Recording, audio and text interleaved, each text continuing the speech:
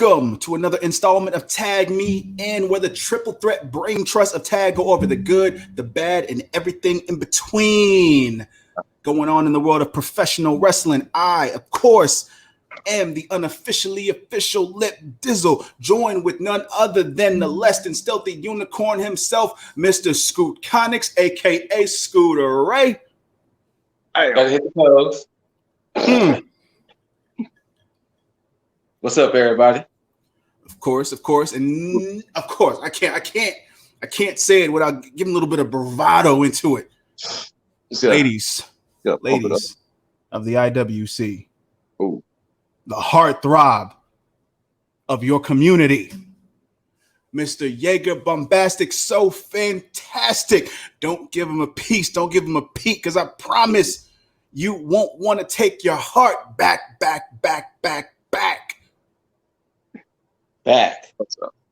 I'm not giving it back, but just letting you know, fellas. It's been a long week / previous weekend going through WrestleMania season.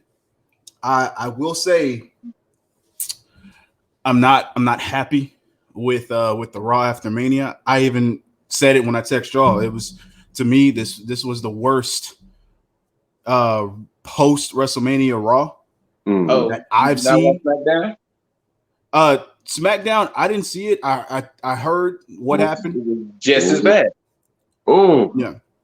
And I didn't really watch it. Like, I just caught glimpses and pieces. It was just as bad.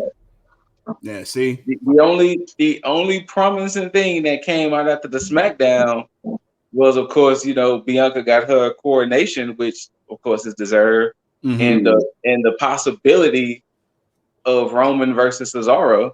But other than that, I do like. Other than that, SmackDown was just as bad. Both shows was horrible.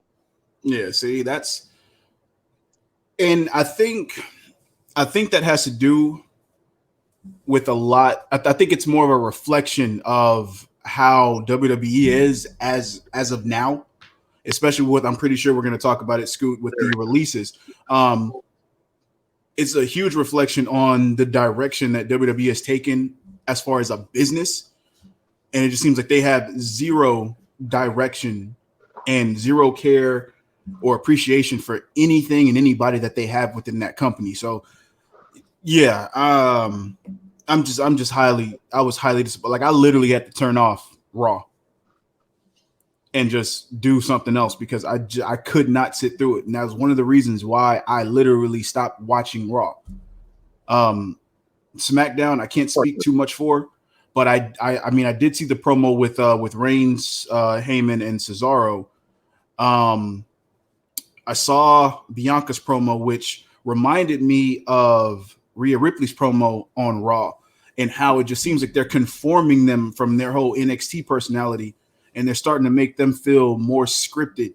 And it's not organic in any way, shape, or form. And I hate that, because it just means that all they're going to do is just kind of shoehorn them in to the WWE way of this women's division that is completely poor and a complete opposite to what NXT is doing.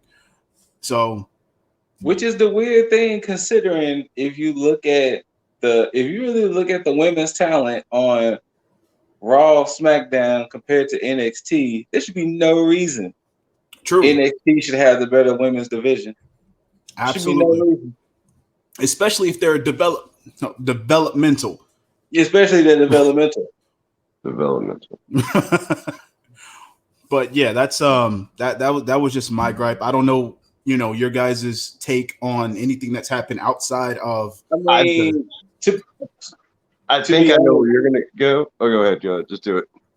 I was about to say, to be honest, just the fact of how abysmal, and I will use that word, just abysmal Raw was. Yeah. And this coming Monday, I'm not going to watch Raw. You know what? You did say that. I did say that, because there was nothing this past Raw showed me to give me a reason to tune in to next week's Raw. Mm-hmm. Nothing at all. So it's like, I'm good. Right. And SmackDown, it was like y'all damn near did just the same thing as Raw did.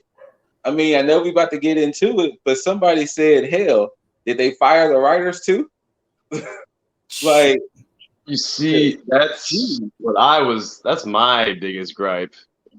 That's like, I mean, y'all know me. I have pretty much indifference as far as Raw and SmackDown are concerned. I mean, I've been disappointed enough by Raw. I know not to watch that anymore. SmackDown, you know what? If I'm in a mood for it, I'll watch it.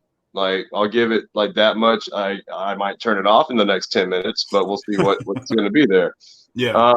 It's at least worth saying, you know what? Let's see. However, and this is my transition into it, I guess. I am 100% not happy with what is what to me is the image that WWE is trying to portray now, which is that they're going to be a revolving door. yes. Yeah. But the problem is they're not only a revolving door, they're a stuck revolving door.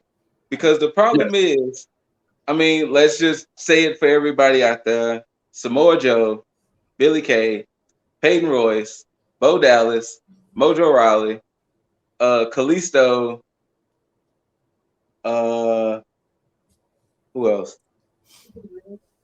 Chelsea Green, Yeah.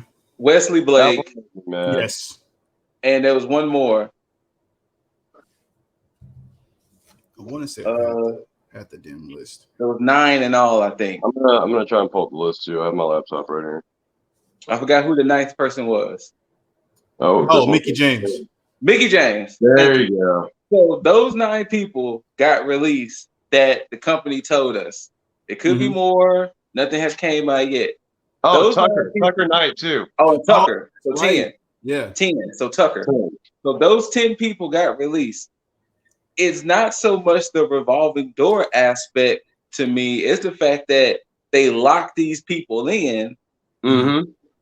And then, we have no more use for you. We didn't. Not only that, we didn't help 2, 3 years, 2, 3, 4, 5, whatever years of your career. Now you can go now. Or let's take it up a notch. Go. What was it? 10 plus with Zack Ryder. 10 plus, right? Like here it is. Like you wait till these people are like, I ain't gonna say past their prime or up in age, but they could have made no puns intended. They could have made impacts everywhere else. But here it is. You want to hoard superstars. Yeah. Don't do nothing with them. Then they gas them out. They like take their. Yeah. I don't want to make it sound like it's something mystical, but they almost kind of like take their soul out of it. Yeah. Yeah. They turn them into their version of a WWE puppet.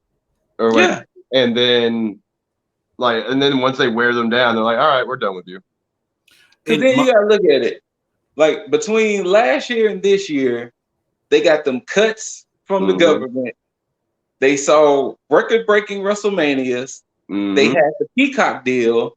They was making money during the pandemic. So within a year, they made plenty of money. So it's like, where was this money going? Yeah, because you can't use the excuse of budget cuts. Because last year you made the most money that you've ever made. Yeah. So how do you need to do budget cuts if you are financially better than you were previous years when you had all this talent perfectly fine? And now, apparently, John Laurinaitis apparently is behind these budget cuts this year. Just what budget cuts? Those stop calling them budget 10 cuts. superstars. Those 10 superstars, I guess, were the budget cuts. Now I can't be a hypocrite because I can't be too mad about this because I did say that I would rather them have released these people and just allow them to just live out their dream rather than hold them hostage on a contract. Now, of course, don't get me wrong. It does suck for anybody to lose their job and, to be in the situation. But at the same time, these people here, Peyton Royce, we talked about, was not being used when she should have been used.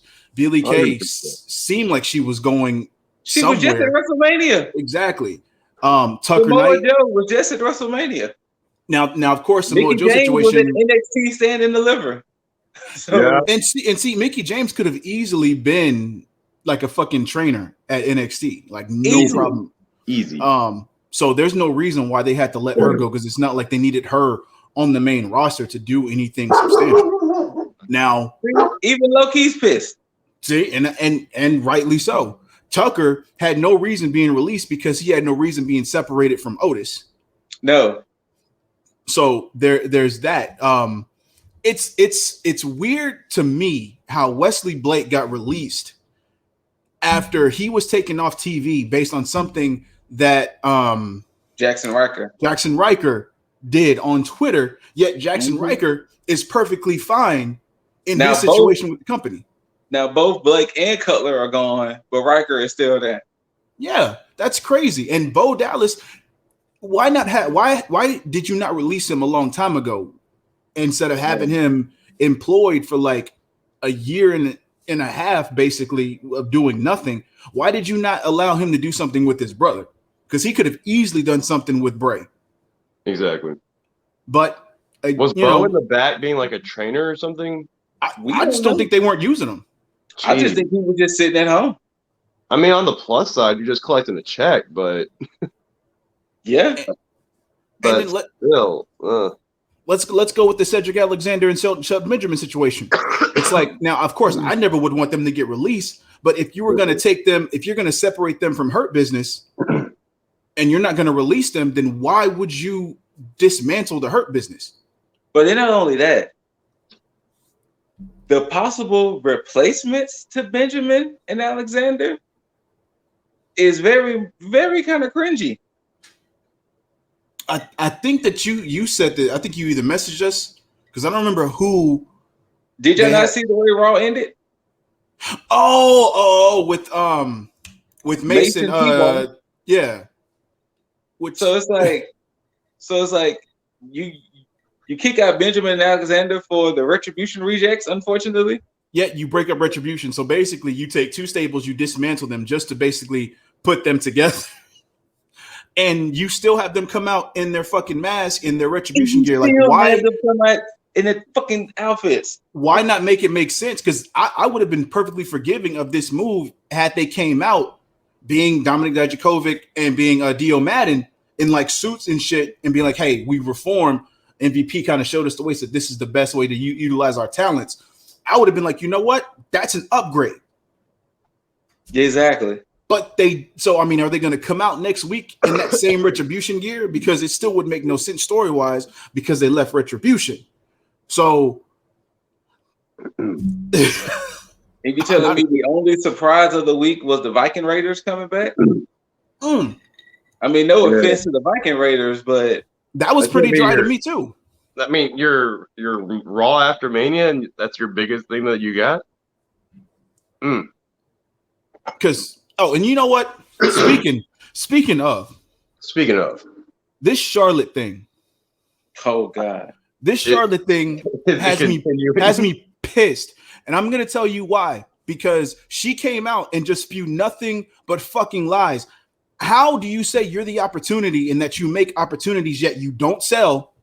You took the NXT championship away from Rhea when she did not deserve to have it taken from her. You didn't take the fall in that triple threat match. You allowed her to take the fall and the pinfall in that match for her to look weak and then you to look strong because you didn't take the pin.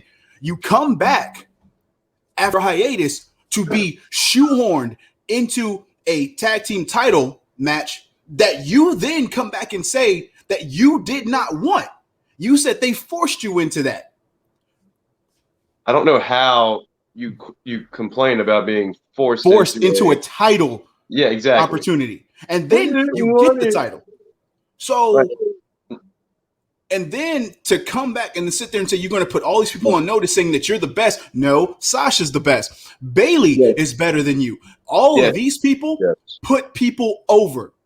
But no, not only that though. I mean, so it's 2 points I got to make. One comical, which was somebody on the internet said why is Matt Riddle out there beating up the one? Oh, that wasn't Matt Riddle.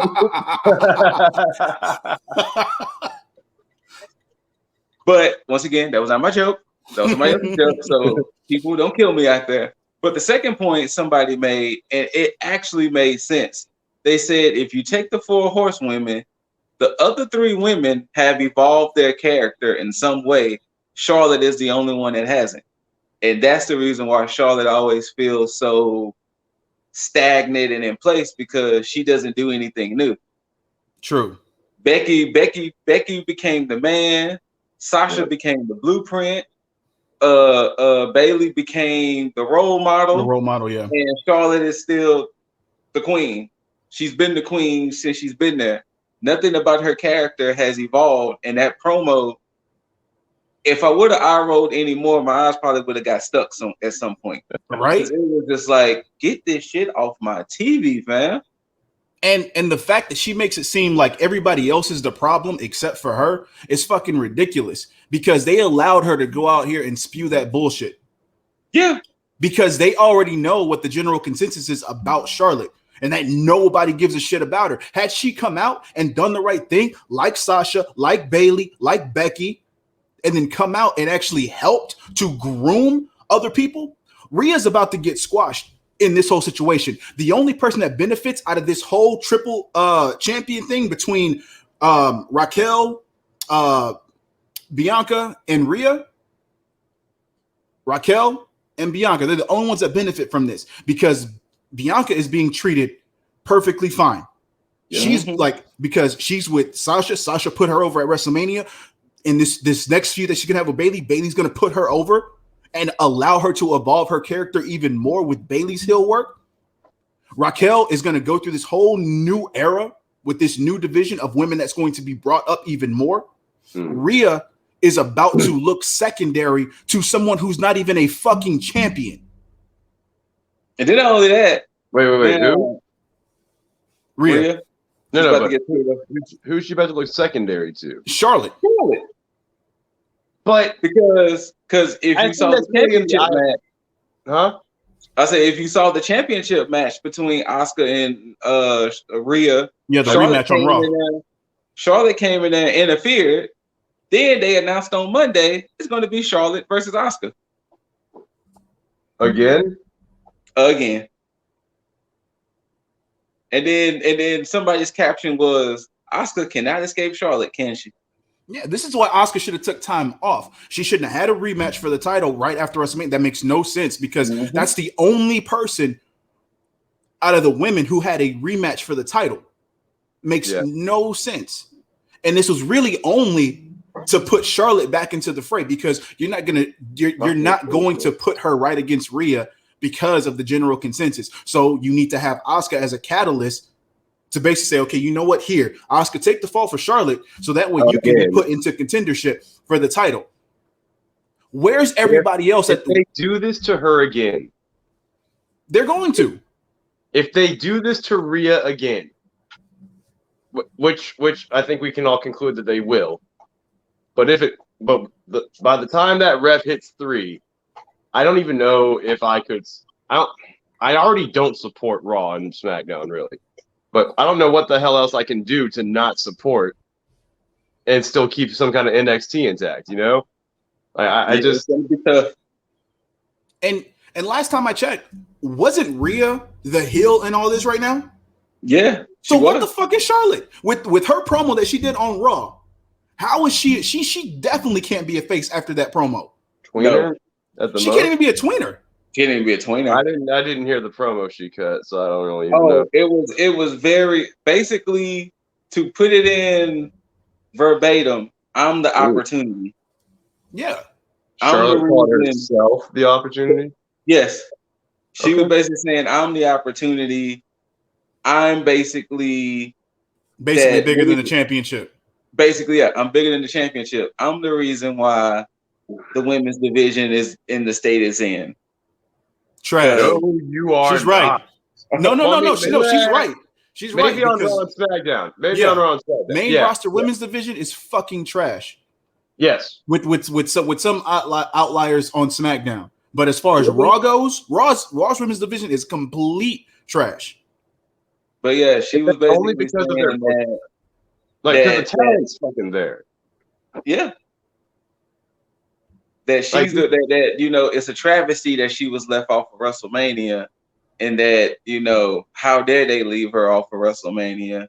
Rhea, oh, you're just gonna get the belt?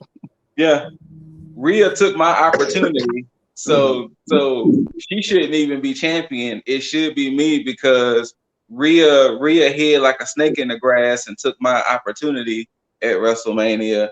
And like I said, those were all just bullet points that she was making in that. Charlotte, you literally took a WrestleMania moment from Rhea Ripley. Really and truly. Like, no, let's not mince words. Charlotte has literally taken WrestleMania moments from fucking Rhea Ripley and Asuka. Like, just too many women. And let me say this, because a lot of people, all these Charlotte stans and Charlotte herself don't seem to understand this. I don't know. To do a comparison, let's take last year's WrestleMania. You had Becky versus Shayna, and then you had Charlotte versus Rhea. If you look at those parallels, you can say that Shayna was done wrong, but not one person will say Shayna was done wrong by Becky, because it is on record that Becky wanted Shayna to go over. And it made sense based on her performance in the Elimination Chamber prior to that. Not one person has said that backstage was like, oh, Charlotte has to win. It was Charlotte that wanted to fucking win. And nobody has disputed that. Mm-hmm. So as far as I'm concerned, bullshit to Charlotte for her to think that, oh, I'm being treated wrong. You never put anybody over. You never wanted to put anybody over. Lacey Evans, that feud was going to be geared for a championship either way. It wasn't like it was going to be some type of blood feud between her and Lacey Evans dealing with Ric Flair and shit like that. It was going to be something where Lacey Evans went to beat Asuka just so that way she can drop that same title to Charlotte. It's all title implications. It was nothing to where, okay, we're going to have a feud, go to WrestleMania, and then we're going to hash it out with a grudge match. None of that. Everything regarding Charlotte has to do with the fucking title. Mm-hmm. It did too. It did like the fact that she was like, when I came back, I didn't want to come into a tag team title shot, but I did and all that. And it was like, what? Like, excuse me? Like that was really, like honestly, that promo was bad for all the wrong reasons. Yes. Because sometimes you can have bad promos. Take a minute. But it was bad for all the wrong reasons. Yeah. Like, yeah. This did not make me want to support Charlotte, root for Charlotte. This is almost putting Charlotte in the category of get her off my TV, please. Yeah. I find it funny that she's trying to go the Jon Snow route to try and like maybe gain some popularity. I didn't want this. I know, right? Like, yeah, but you're not a badass, and you're not like, you don't do anything for the women that you wrestle. So I think you do, Charlotte. I really do think you want this. And then, you know, Andrade had came out with the story talking about how Charlotte isn't liked in the locker rooms, but I wonder why. I mean, look, at that point, see, everything Andrade has said up to that part, I can agree with completely. But when it comes to Charlotte, I can't take that seriously because there's a bias there. It's fair. Almost like he has no choice but to say those things. Now, if there was somebody else, okay, let's say that Becky or Bayley or Sasha came out and said something. I can at least take something with what they said, even not the whole. I can probably take it with a grain of salt. Maybe not completely, but I can at least take something of their word with a grain of salt and be like, okay, you know what, some of that's true. But Andrade, he's engaged to her. So, I mean, you have an obligation to defend your partner in the public eye. So, yeah, him saying that holds no weight whatsoever, in my opinion. Yeah, I can agree with that. I agree with it. But I mean, either way, it's and a lot of people can sit there and say that, you know, it's in the same vein as Roman Reigns or John Cena or Hulk Hogan for that matter. But and look how we booed all of them. True. That's too. You're right. But the one person that you can actually compare Charlotte to is Hulk Hogan, because Hulk Hogan himself is known for not wanting to put people over, for wanting to hog the title for so long, for wanting to be in the spotlight for so long. But the difference between him and Charlotte is the fact that Hulk Hogan was an icon as far as pop culture. Charlotte's not doing anything outside of wrestling that's going to put her at a pop culture level. Hulk Hogan had the leverage to do that because of the fact that he was so popular back in the 80s and early 90s. Mm-hmm. John Cena and Roman Reigns, they're doing shit that actually makes sense. You know, they were booed because they were being pushed, but at the same time, they still put people over. Think about John Cena pushing Daniel Bryan, pushing CM Punk, pushing Ryback, pushing Sami Zayn, pushing Kevin Owens. John Cena is the standard for being at that level and trying to putting people over. Roman Reigns, even though they didn't give him much credit, he did the same thing for Daniel Bryan at Fastlane a long time ago. Mm-hmm. He did the same thing for Sheamus. He did the same thing for a lot of people.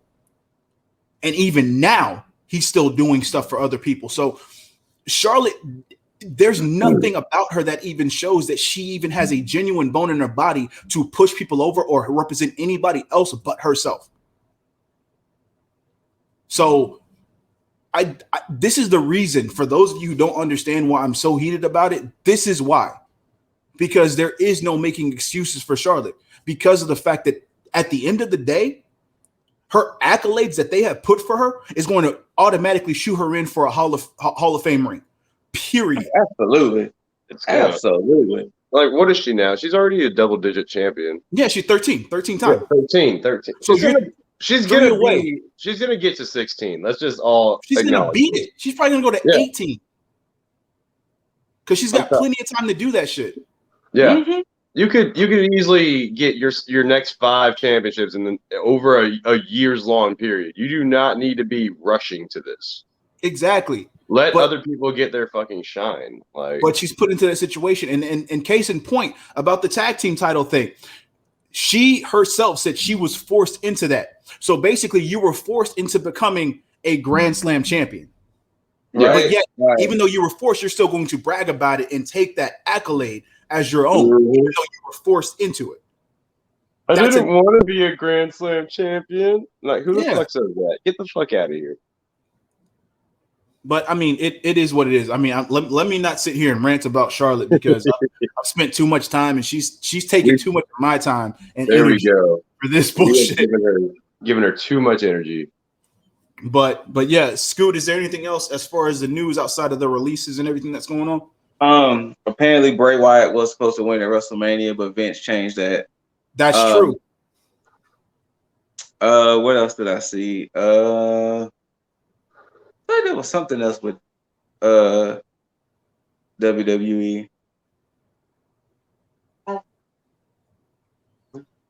I mean, I think that was it. Can we talk about that for a second too? What's that? Now, of course, look, I love the fact that Alexa Bliss changed her character and everything. I like how they were doing that. But the fact that Bray Wyatt was supposed to win, and now you have Alexa taking up the Fiend gimmick, so to speak, and Randy gets shoehorned. I don't want to say shoehorned because it makes sense. I mean, you won at WrestleMania, you actually deserve a spot for the title. But at the same time, outside of that, you could have easily put Randy in that situation, even if he lost. So it makes no sense why you would allow those original plans to just go to shit, because Randy really doesn't gain anything. Because case in point, right now, we have a WrestleMania rematch at Backlash now, because Drew McIntyre still went over Randy Orton. So what was the point of it all anyway? So this is why I just don't understand the writing or the direction that WWE takes, because there's nothing new. Like, you're not doing anything fresh. WrestleMania season at the Raw after WrestleMania is supposed to feel fresh and new, and it does not feel like that because it's a complete rehash. So what are we supposed to believe as far as like moving forward? So that's my thing. And where does Bray Wyatt go? Because it's going to be a point where it's like we don't care about him. I don't know where this goes with him, because even hearing the promo, it just sounds like a I don't know what I'm gonna do now type of situation. Like, I mean, watching the Firefly Funhouse, it was kind of like a I don't know what's gonna happen now situation. Because I definitely didn't care, especially after seeing Alexis. Like, I didn't want to care about Alexis, but it made more sense to me than Bray's Firefly Funhouse, which is weird, and it shouldn't be like that because it's his brainchild. But let's talk about some better things. Hell yeah. Although I did like once there was a certain spot during Alexa Bliss's promo that was let's just say if you happen to screenshot it at a right time, it could have looked a little funny. What's that? Right when she starts throwing up that red ooze with the red lighting and all that, just looks a little you know where I'm going with it. Yeah. But that's just on the brighter side of some bad promos. But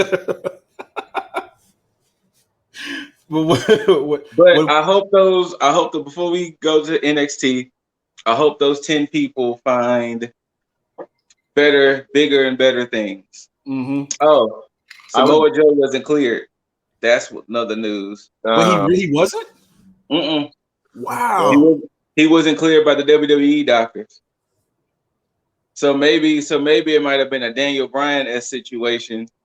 But since Samoa Joe doesn't have Daniel Bryan pull, that, you know, maybe Joe might have had other doctors that might have told him he might have been clear. But the WWE doctors was like, no. So do we know what his injury was? I don't know what it was this time around. Huh. I heard Pat McAfee didn't do so bad on SmackDown. Scoot, I'm finally playing that moment that NXT had.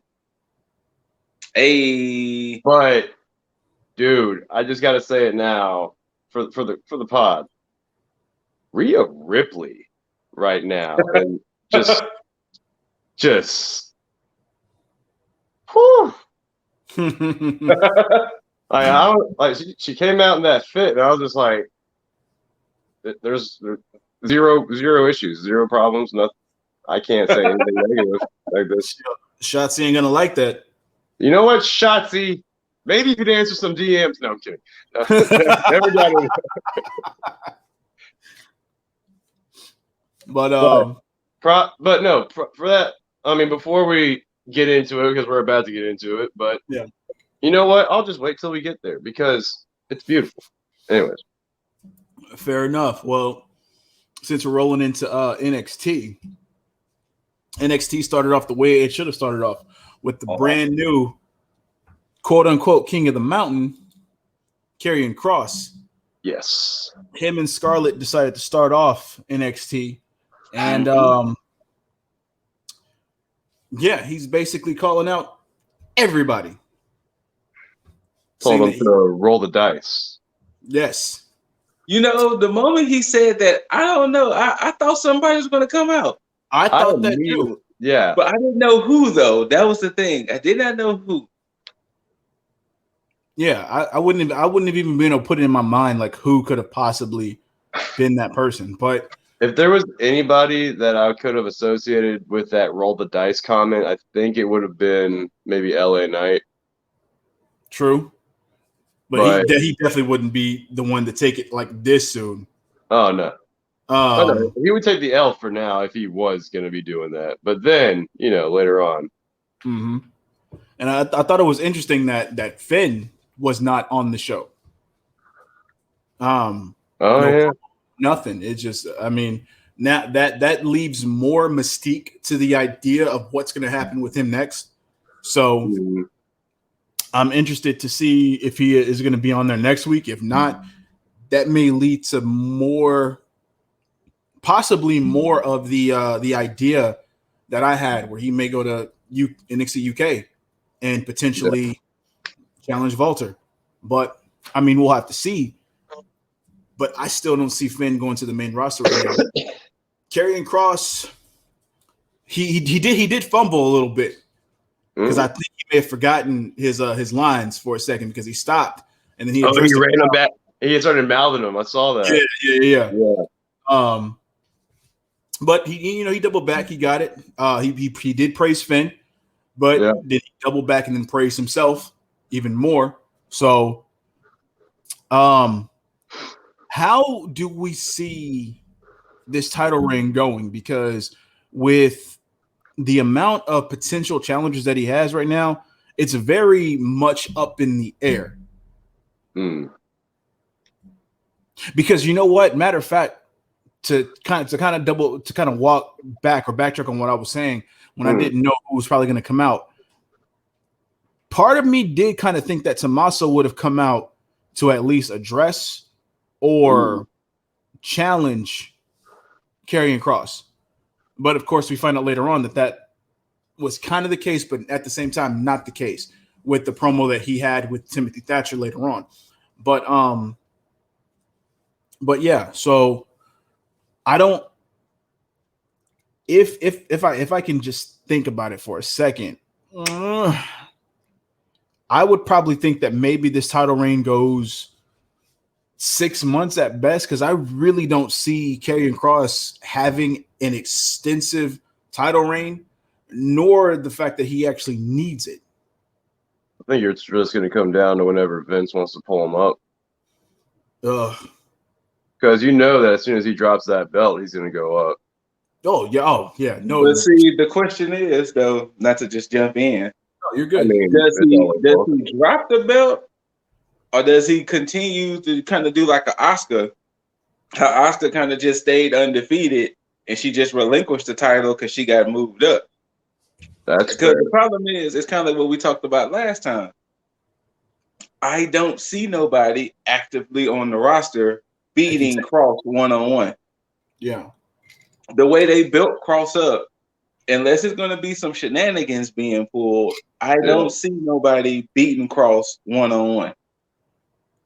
And mainly because he had already beat Tommaso, Bronson Reed, Leon Ruff, which, I mean, it's Leon Ruff.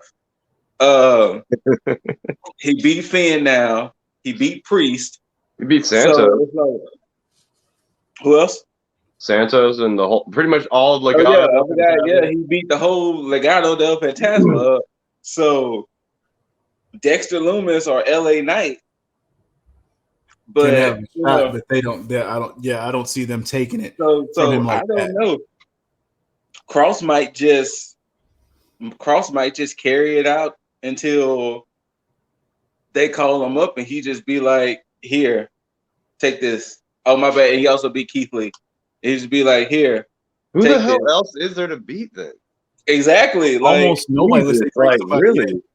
Yeah.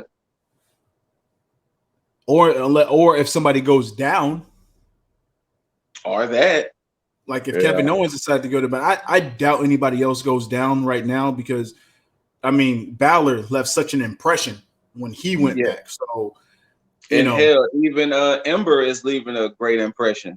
Yes. Mm-hmm. Which it's crazy because I literally forgot that she came back from main roster. Mm-hmm. So I remember, what was it? She had an injury, and then she came back to. It was, I think it was her Achilles. Yeah, she had the same injury Woods had.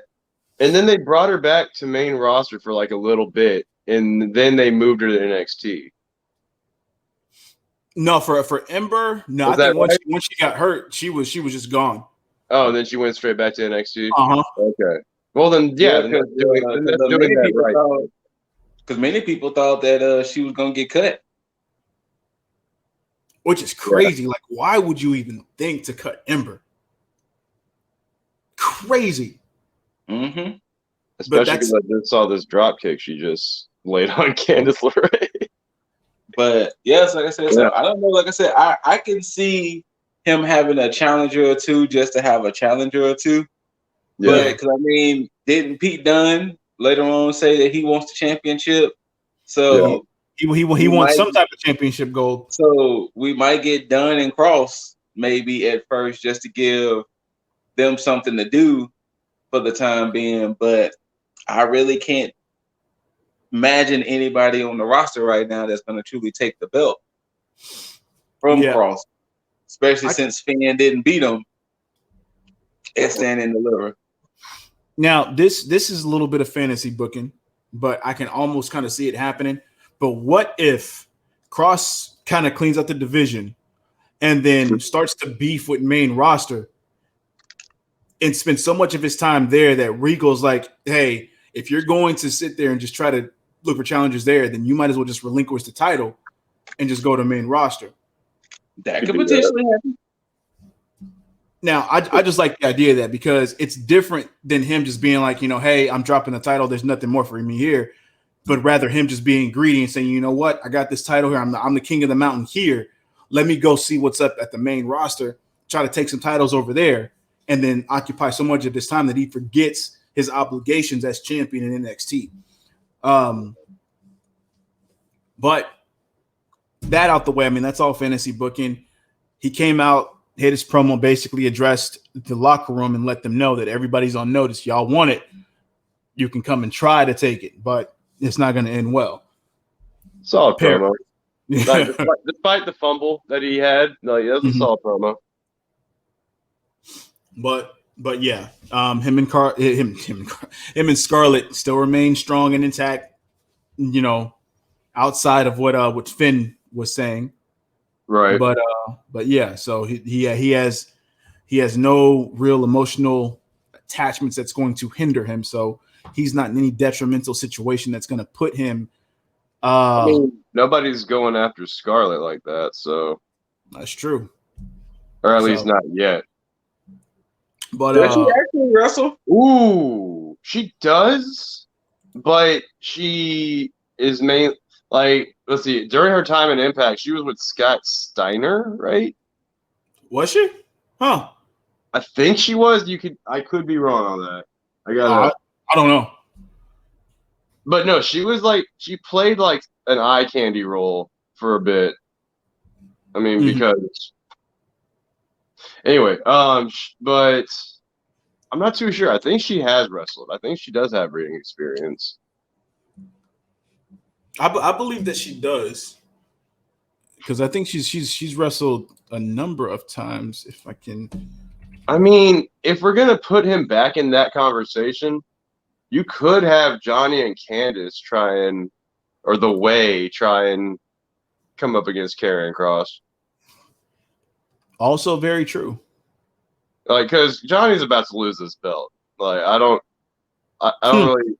really think I care between whether it be Dexter Lumis or Bronson Reed. But yeah, Johnny's bound for the loss at some point. Oh yeah, Scarlett has definitely done a shitload of wrestling. Oh shit, really? Yeah. Okay. We're talking about going from OVW, Ring of Honor. I mean, of course, TNA. Wait a minute. Wow. You got some experience? I mean, she was actually at WWE before going back to Impact. Whoa, really? Yeah, she showed she was one of Adam Rose's Rosebuds at one point. Oh wow. Let's see, she did some enhancement stuff. She did a squash match against Nia, but then she left, of course, and then went back to Impact. Right. Yep. AAA. Huh. She got some titles under her belt as well. Whoa. Okay. Yeah. So yeah, she's definitely done some shit. So yeah. Hell yeah. Good shit, Scarlett. But yeah, I think I mean I don't know if she still is going to continue wrestling, but as of she has the potential to do it. So I would say, hey, why the fuck not? But right.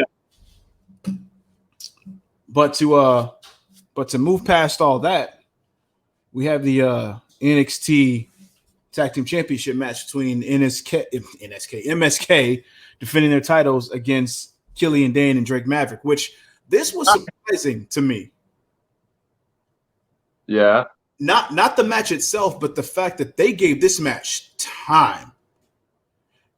And I like that they gave it time because it shows the care that and the appreciation that they're taking into the tag team division in NXT.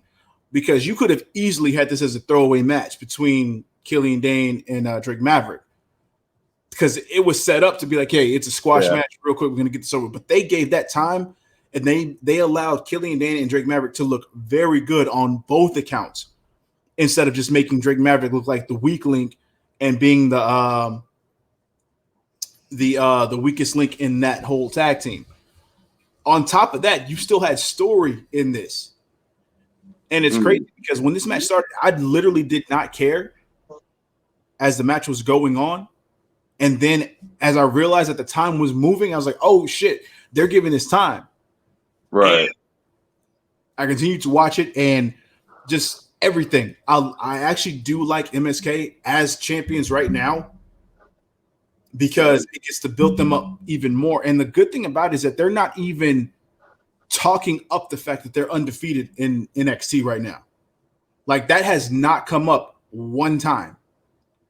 And it's crazy how they don't even have to allude to that or say anything about it, because it's like it's almost like it's secondary to everything else. And I think that's the cool thing is, I mean, if you compare that to what they would do on the main roster, they would sit there and beat you over the head with the fact that they were undefeated tag team and the champions. Yeah. But they just allow them to just do their shit. And that's dope. But the real thing about this match, even though it was kind of like a throwaway, but they gave it time, is the fact that this was meant to kind of build up a feud or a continuing feud, because Killian Dane had his ties with Imperium prior to this. And it's almost like it just kind of came back into the fold, because after this match, after they lost to MSK, Imperium came out rather, and got in Killian Dane's face and gave him a nice Imperium beatdown. So it's and I'm also loving the way Alexander Wolf was just standing there, just like, yes, do it. And didn't touch him. Didn't touch him. Just sat there. But I think Alexander Wolf is going to be the link between Killian Dane joining Imperium. So you think Killian Dane is actually going to join Imperium? I mean, he's gonna join his Sanity brethren. Yeah. That's interesting. Because I thought it was going to be Thatcher at first, but judging by, but I don't know. It seems like those ties with Tommaso are stronger than we thought, because they are definitely sticking together. Which I do want to talk about that, because I don't know where that promo fell into play, but it did come out, and you had them sitting next together again, and Tommaso was saying just how, and I love the fact that they still had them as a team talking about the tag team titles look very promising, but kind of weighing the options, like, what do we go? Do we go for the tag titles, or do we go for now that there's a new NXT champion, do we go after this? It's like I like that, the fact that they're still singles and they can and they're a team. So I like that whole dynamic. So now what I'm thinking is that it's almost like it's telling us, like, yo, these two are also going to be separate competitors for Karrion Kross's title. Like, they're going to both get their shot at this shit. Almost lining up everybody who's going to fall to Karrion Kross, so to speak. Which is crazy, because it almost is like telling us ahead of time, yo, he's going to have a meaningful title run. He's going to be dominant, but he's going to have all these good matches with these credible people. I'm all here for it. Yeah, same. Yeah. But it almost sucks. Kind of knowing the fate of everybody ahead of time. It's like, yo, y'all all fall to Karrion Kross. It just also sucks knowing that once he has his run, I'm just afraid for him, like, falling into mid-card mediocrity once he gets brought up. I doubt it. I think they're gonna shoot him up like they did Brock Lesnar. Oh, I can definitely see that. Because but I mean, we all had so much high hopes for like I'll just say it, Asuka even, and look at what they've done with her. Hell yeah, her, Keith Lee, shit. Who else? They have a problem with ruining like dominant forces from NXT. Well, it's like perfect example, Rhea Ripley. They're on that way. I'm sorry, they're on that way. It sucks to say that. I'm sure Cornette may be pissed about that. Oh, I would love to listen to him tearing a WWE for like an hour about Rhea Ripley not getting her proper push. I mean, wow, I just said I'd actually like to listen to Cornette. All right. But I mean, but to segue from that to the way the NXT is treating their women, we had a nice little backstage segment between Mercedes Martinez and the Robert Stone brand and Jessie Kamea, who's also, I guess she's officially a part of the Robert Stone brand. I think so. I like this interaction because it did more branching of the story to show, these are the women that's going to be moving forward. And the way that Martinez asking for her money and Robert Stone still owned her the money, and the way you had Jessie Kamea kind of come into play and basically try to strut her dominance up to Martinez, kind of showed, okay, this is going to be a new player within the women's division as far as a single star. And I like that.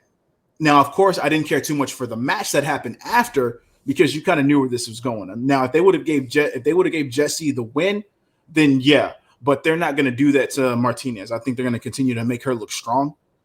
Because what I think about Martinez, I don't think they're going to have her go up against Raquel anytime soon. I think they're going to save that for later. And I think they're going to have Raquel dominate everybody else and have Martinez be like one of her biggest competitors. Yeah. Forward. But I will say this, though, Mercedes, though. Hey. She had, you know what? She has a lot of potential to be, because I mean, I know she's older than a lot of the other talent. And I know that she's kind of helping build that women's division up. But I mean, she in herself just looks, and the way she carries herself is just extremely fucking dominant. And that's like, it's hard to look at her as somebody that's like, you know what? Oh, you're just going to put this person over. You're going to put that person over.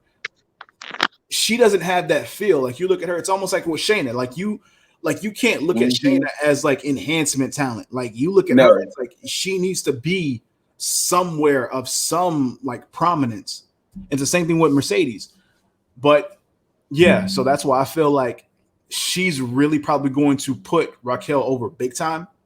I mean, I do think that Mercedes will get her time. I think she may get some type of a title run, but I think they're gonna save that and just have her work the way that she has been working. But with this shit, with her and Jessie Kamea, I just wish it was with somebody else and not Mercedes, because Kamea actually has that demeanor that shows that she can actually be somewhat of the rate at some point. Yeah, exactly. Because in her height is good too. Like she has the look. She has, I mean, her in-ring could use some work, obviously, but you know, she's definitely got something.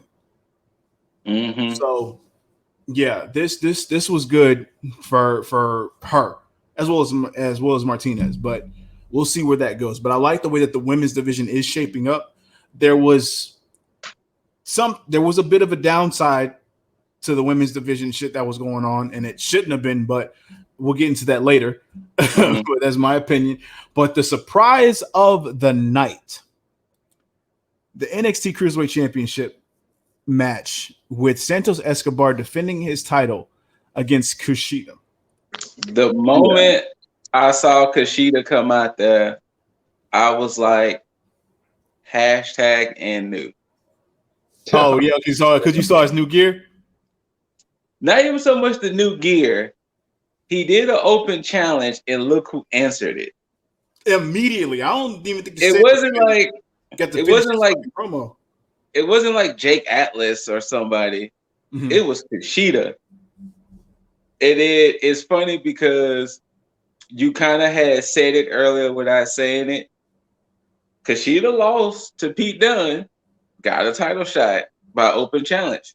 Mm-hmm. Randy could have lost to Bray and still could have inserted himself in that title picture. But the same thing, Kushida lost to Pete.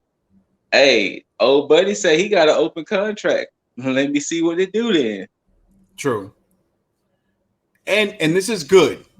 This is good because for Kushida, he finally got him one. Exactly. And that's because we've been on here and we've complained a lot about Kushida losing matches that actually fucking matter and him only winning the matches that really just, throw away complete. And at the same time, this does not hurt Santos. And I was going to talk about this, but I wanted to wait for this match here. Santos losing because he's already had this feud with Karrion Kross puts him in that position to be a contender for that title. Yeah. And to show him and to give him some credibility as a contender for that title. He's going to lose. There's no reason why he would win.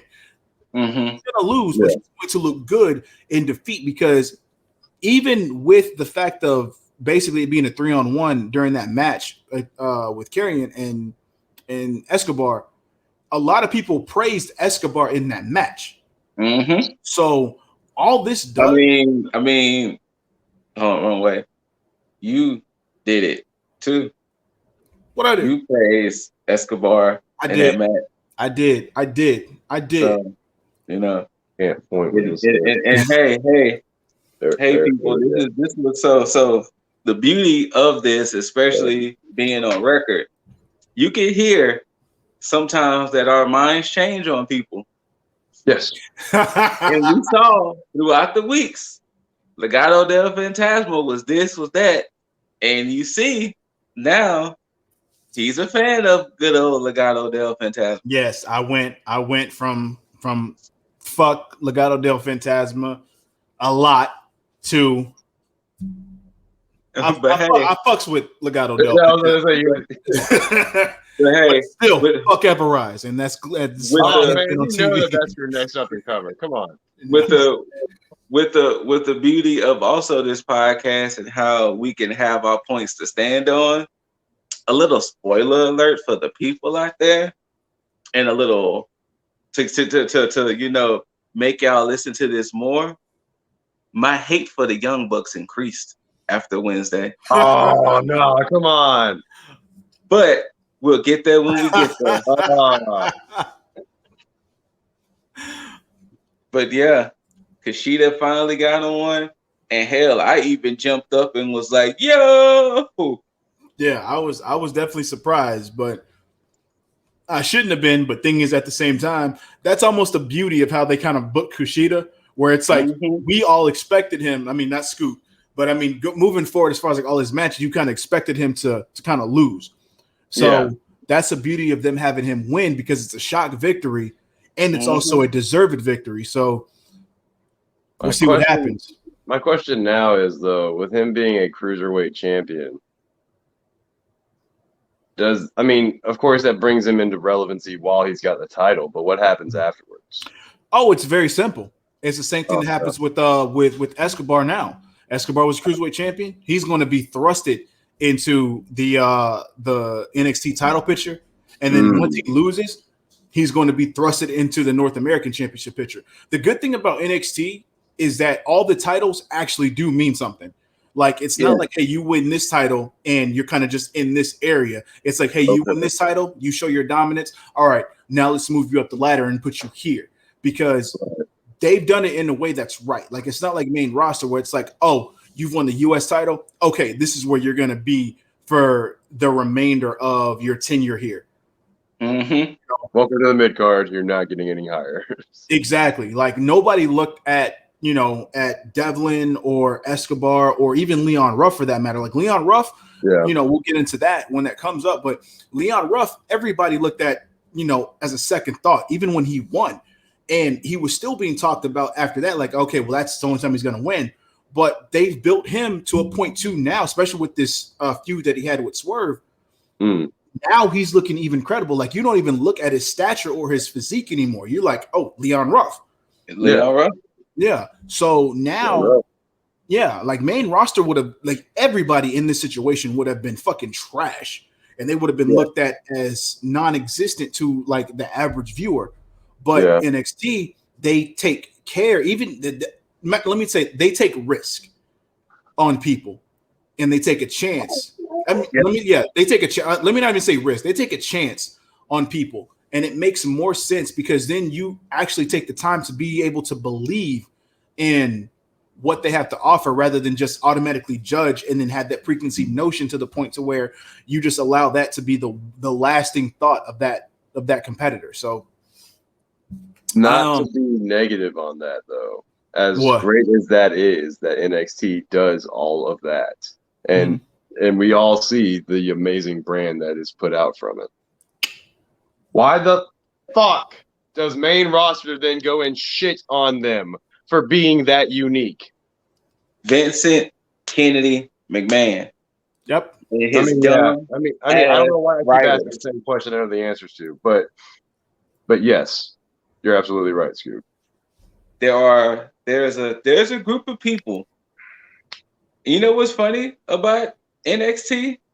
What's up? Generation X is the reason why NXT is thriving. That's very true because you got Road Dogg, Trips, and Sean. Yeah. And of course, you got Papa Regal be there too. But the problem is that I don't get how.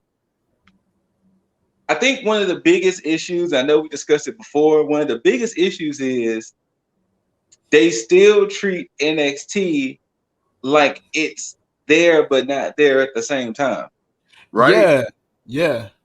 Because you can't say, oh, hey, Rhea Ripley, the NXT standout who was former NXT champion, is now challenging. No, you gotta, like I said, I think we said it on this podcast. Imagine you being an MMA fighter. You didn't went 25-0 in Bellator, and you go to UFC, and they just like, oh, here's some dude that's just 25-0. It's just like, fam, I'm 25-0 for a reason.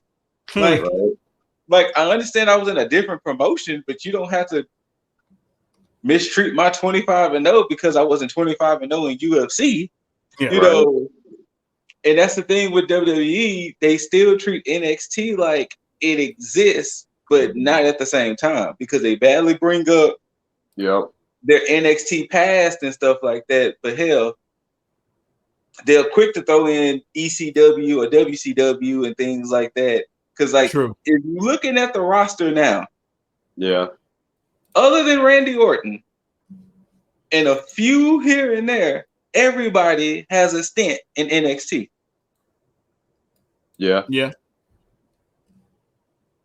Everybody on the main roster right now, other than AJ Styles and Randy Orton and Kofi Kingston, almost everybody else has had some type of stint in NXT in some way. Yeah. Damn. And they still treat it like it's I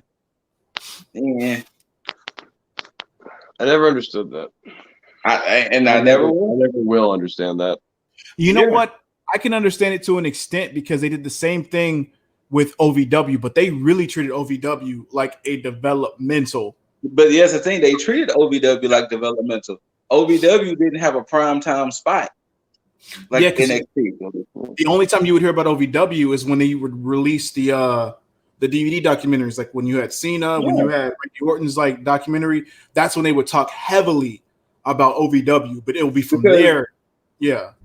Because that was the one thing, one of the last podcasts I listened to with Cornette, that was one of the things he was saying that was confusing him, because he was saying, I think he said in Batista's case, Batista was a whole different person, but here it is, you bring him to the main roster, and he's Deacon Batista. And he was like, he was the Leviathan in OVW. Yeah, and he was like, that's not the same guy. Like, what is happening here?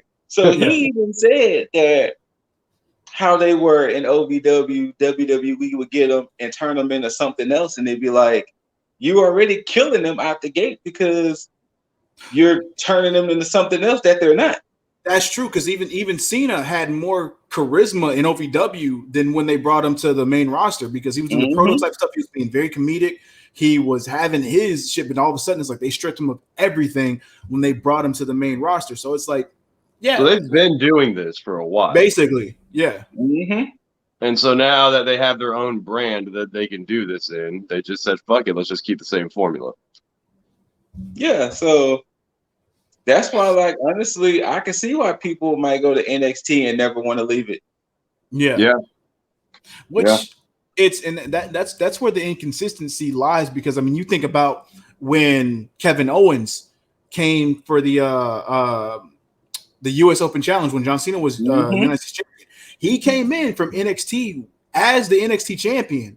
And then that was one of the best like debuts on the main roster from an NXT superstar that I've seen, because he basically just stepped on the US title and just wanted to feud with Cena without wanting the title. And I thought that was amazing. He was like, I don't want your title, fam. I got my own. Exactly. Right. So it's just I don't like the inconsistency, because it's like they pick and choose and cherry pick what it is that they want to showcase, rather than just taking the overall picture and saying, you know what, they have accolades over here, so now they're bringing that shit here. Like, this is why they're dominant. This is why they have this character. It's fucking weird, man. Is it real? But also too, I think it was a little bit later, but I love Devlin's promo to Kushida. Oh yeah, because he was like, "Hey, anybody can climb a ladder to win. And nobody beat me." He was like, "Nobody beat the ace," and he was like, "The travel guys are blessing you right now because I gotta go, but best believe I want that title, fam." I love that. Because it's almost like you're not even downplaying Santos at that point. You're just saying, okay, yeah, he won. Cool, good on him. But I mean, come on. Did you beat me, or did you just win the match? Exactly. So yeah, Devlin's so good, man. But from that, we had one of the low points of the night, and that was, and it shouldn't have been, but it was a debut of Frankie Monet, formerly known as. I'm glad I wasn't the only person that felt that way. It was mediocre. It was almost cringe. It felt flat, and maybe I'm not used to Taya and her promos. I'm sorry, Frankie and her promos. Okay, Taya and her promos. But I don't know what that was. Like, it was very cringy. I'm actually running it back right now to see if I can actually understand it better. I love when she brought in her sash, when she started speaking Spanish to Raquel. I was like, okay, I like this part, but everything leading up to that point and even the end of it, I was like, I don't like this. Like, I think less would have been better. Yeah. Because it seemed like there was kind of just so many just like uneasy moments where it was like, all right, I don't really like watching this. But, and the way that she came, like, even when her music hit and then she started to walk down, like, it's like even that alone was weird. Walking gingerly too. Like, I don't know if she like knew how to walk on that stage. With the hills and shit. It was just definitely not a good debut in my opinion. And I hate that. I gotta throw the honorable mention to Dakota Kai. Dakota Kai. Anyway, but no, that was like leading up to Frankie's debut. I did love the appreciation showing of unity still between Dakota Kai and Raquel. Okay, I mean, eventually, yes, but I hated it because one thing I hated they did this. I hated that they had Dakota come out and then introduce Raquel like that. Now they did clean it up. They cleaned it up and said, how Raquel did her promo and then praised Dakota for being there with her. Yeah. But I don't like how they made Dakota look somewhat of like a lackey at that point. Like, hey, I'm going to introduce you because I'm lower than you now. Like, no. So I didn't really feel that vibe. I felt it was like they're friends. They're like that's her tag partner. They were champs together like not even long ago. True. So like, I just felt like that was just camaraderie. I 100%. If it wasn't for what happens later in this segment, I was 100% thinking she's going to betray Raquel right now. I was thinking that too, because when Frankie was stepping outside the ring, or she was stepping outside the ropes, I was like, oh shit, Dakota's about to turn on Raquel. But then of course you had Rhea's, which was now Scoot. You had text. Now you text ahead of time and said it was the greatest moment in NXT history. Yes, and when you said it, I was like, fuck, I'm going to see it. I'm not going to appreciate it because he kind of spoiled it. When Rhea's music hit, I was like, oh shit. And then it clicked. I was like, oh shit, this is what was talking about. And I thought he spoiled it, but he didn't spoil it. So this is the thing. So when Rhea came, when I was watching it live, Rhea came out there, they hit the belts and congratulated it.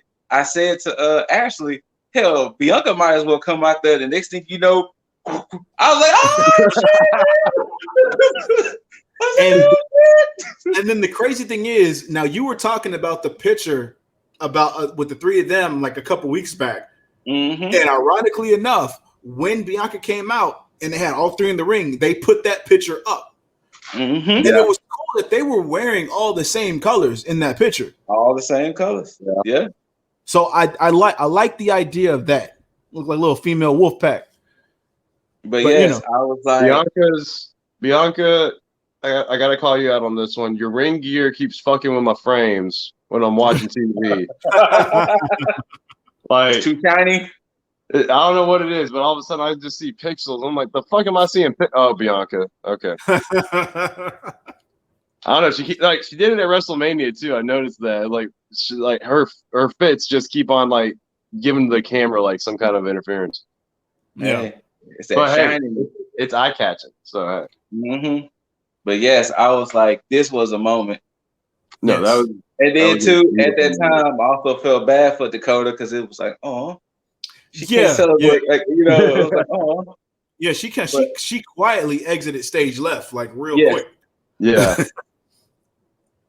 But yeah, another high before we get it, because this happened earlier in the show. Before we get into that, hold on. Oh wait, hold up! I already know. There we go. Exactly. There you go. Hey, Raquel. There it is. There it is. Got that title though. Hey. They had there was a situation. Well, not against the situation. There was a promo, which I love these promos with Swerve, where he gets a chance to be in the studio and he's just like talking his shit. I love this promo earlier in the night, but I hate what transpired later on. Because he basically stated that and I love how he portrayed this. He said he was sick because he thought that he was over the whole Leon Ruff thing. He thought this is done and need to be over, but yet he still has to deal with him. And he was like, this is going to be the last chapter in this situation. And I love how they kind of just alluded to that. And I was like, cool. Go ahead and have this last match. Get it out of my face. We don't need to see this feud anymore. It's done. Cool. And then later on in the night, we had that said Leon Ruff versus Isaiah Swerve Scott match. And it went on. Kind of painted by the numbers, same thing here and there. Not a bad match. But it went from what I thought was going to be over to moving from that match to a backstage promo with Swerve, where Leon Ruff attacked Swerve, almost kind of continuing on this feud. And okay, cool on Leon Ruff for having this edge to him now, but at the same time, you're still carrying on this feud instead of preserving it for later, because you can easily save this for when a title is involved. Yeah, 100%. And unless they really want to end it between them two, to where they don't want to do like the WWE way of ending feuds because not to keep harking back, but the way Raw opened up, it opened up with Riddle and Lashley having a confrontation as if Riddle and Lashley didn't just fight a month ago. Exactly. You know, so there's no continuity, is what you're saying. In WWE's case, I have a feeling at least if Swerve and Leon stops feuding, they will be done feuding unless a battle royal situation or something like that. I don't think Swerve and Ruff ends their feud, and then a month later, oh hey, Swerve and Leon's having a random one-on-one match. It's like, wait, didn't they just ended the feud? Like, why? Like, what's happening here? Type of thing. So I think it's gonna possibly. I mean, because imagine Tommaso and Gargano when they had the one. What was the name of that match they had where they fought in a whole nother arena and everything? I can't remember it. Didn't they call it the One Final Beat or something? Whatever they called it. I think it was like the One Final Beat. Okay. But whatever that match that Tommaso, and that's when Candice turned heel. Yeah. They haven't had an interaction since.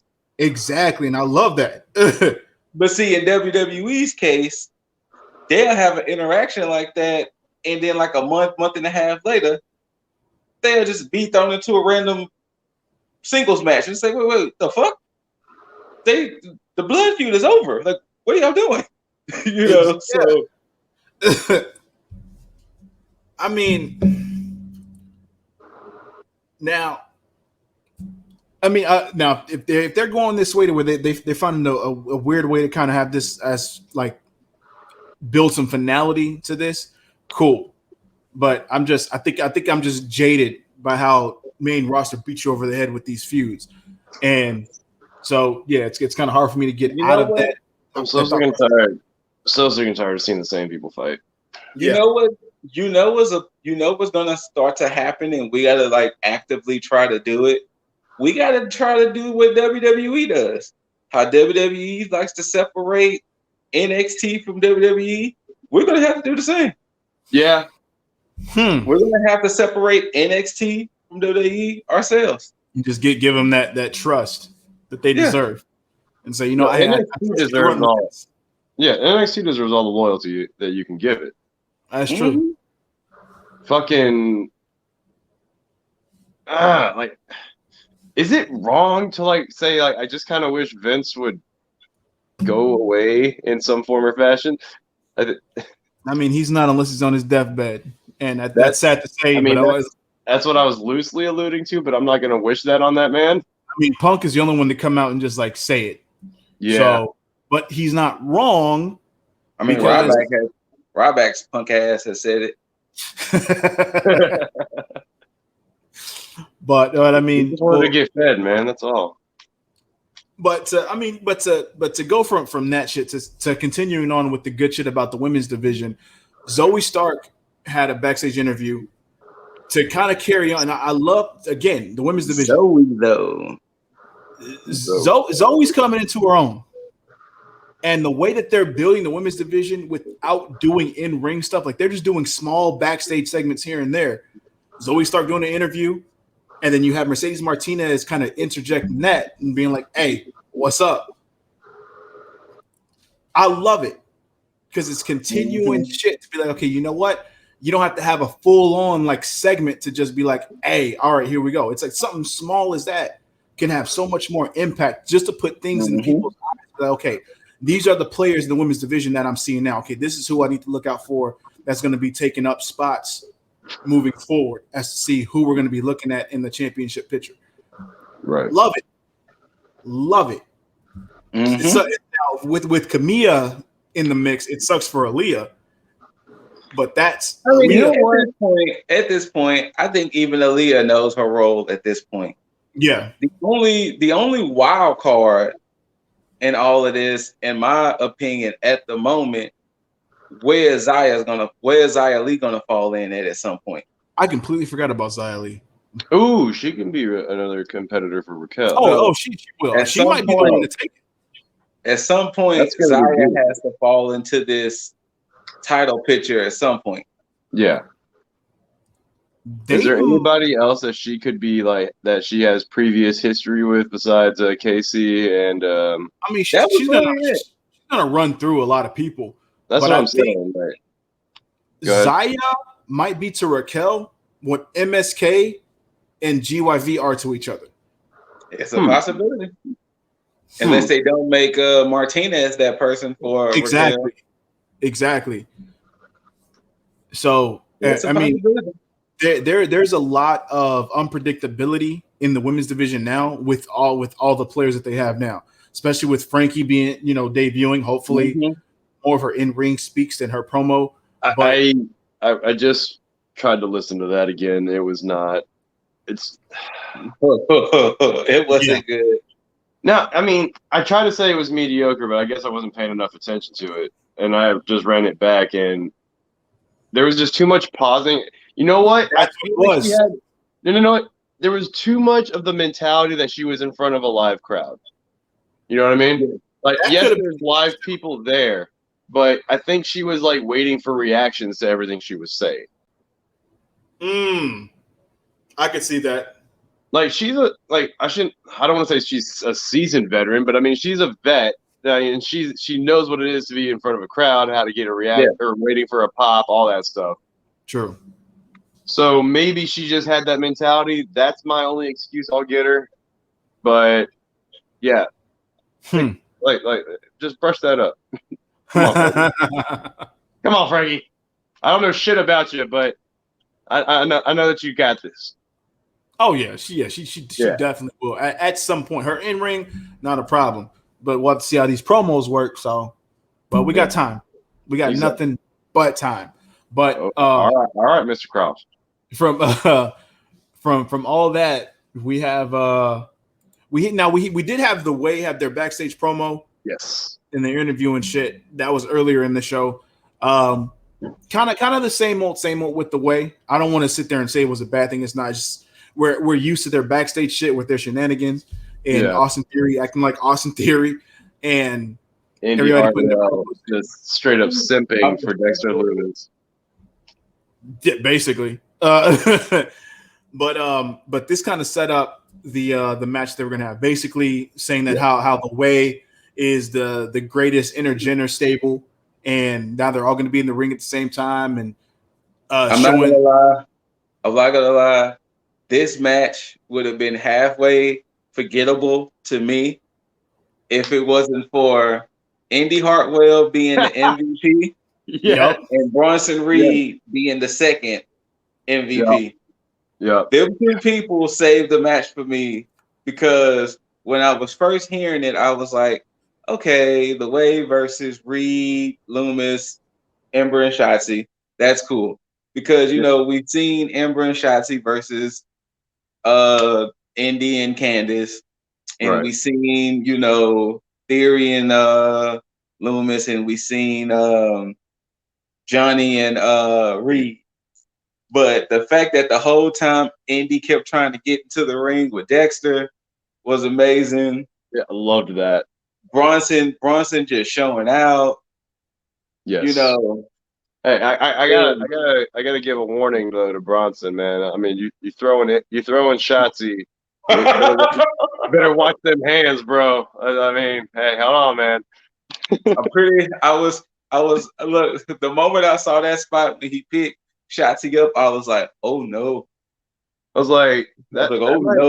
Yeager's not gonna be happy about that one. Yo, I saw where one hand went, and then I saw where another hand went.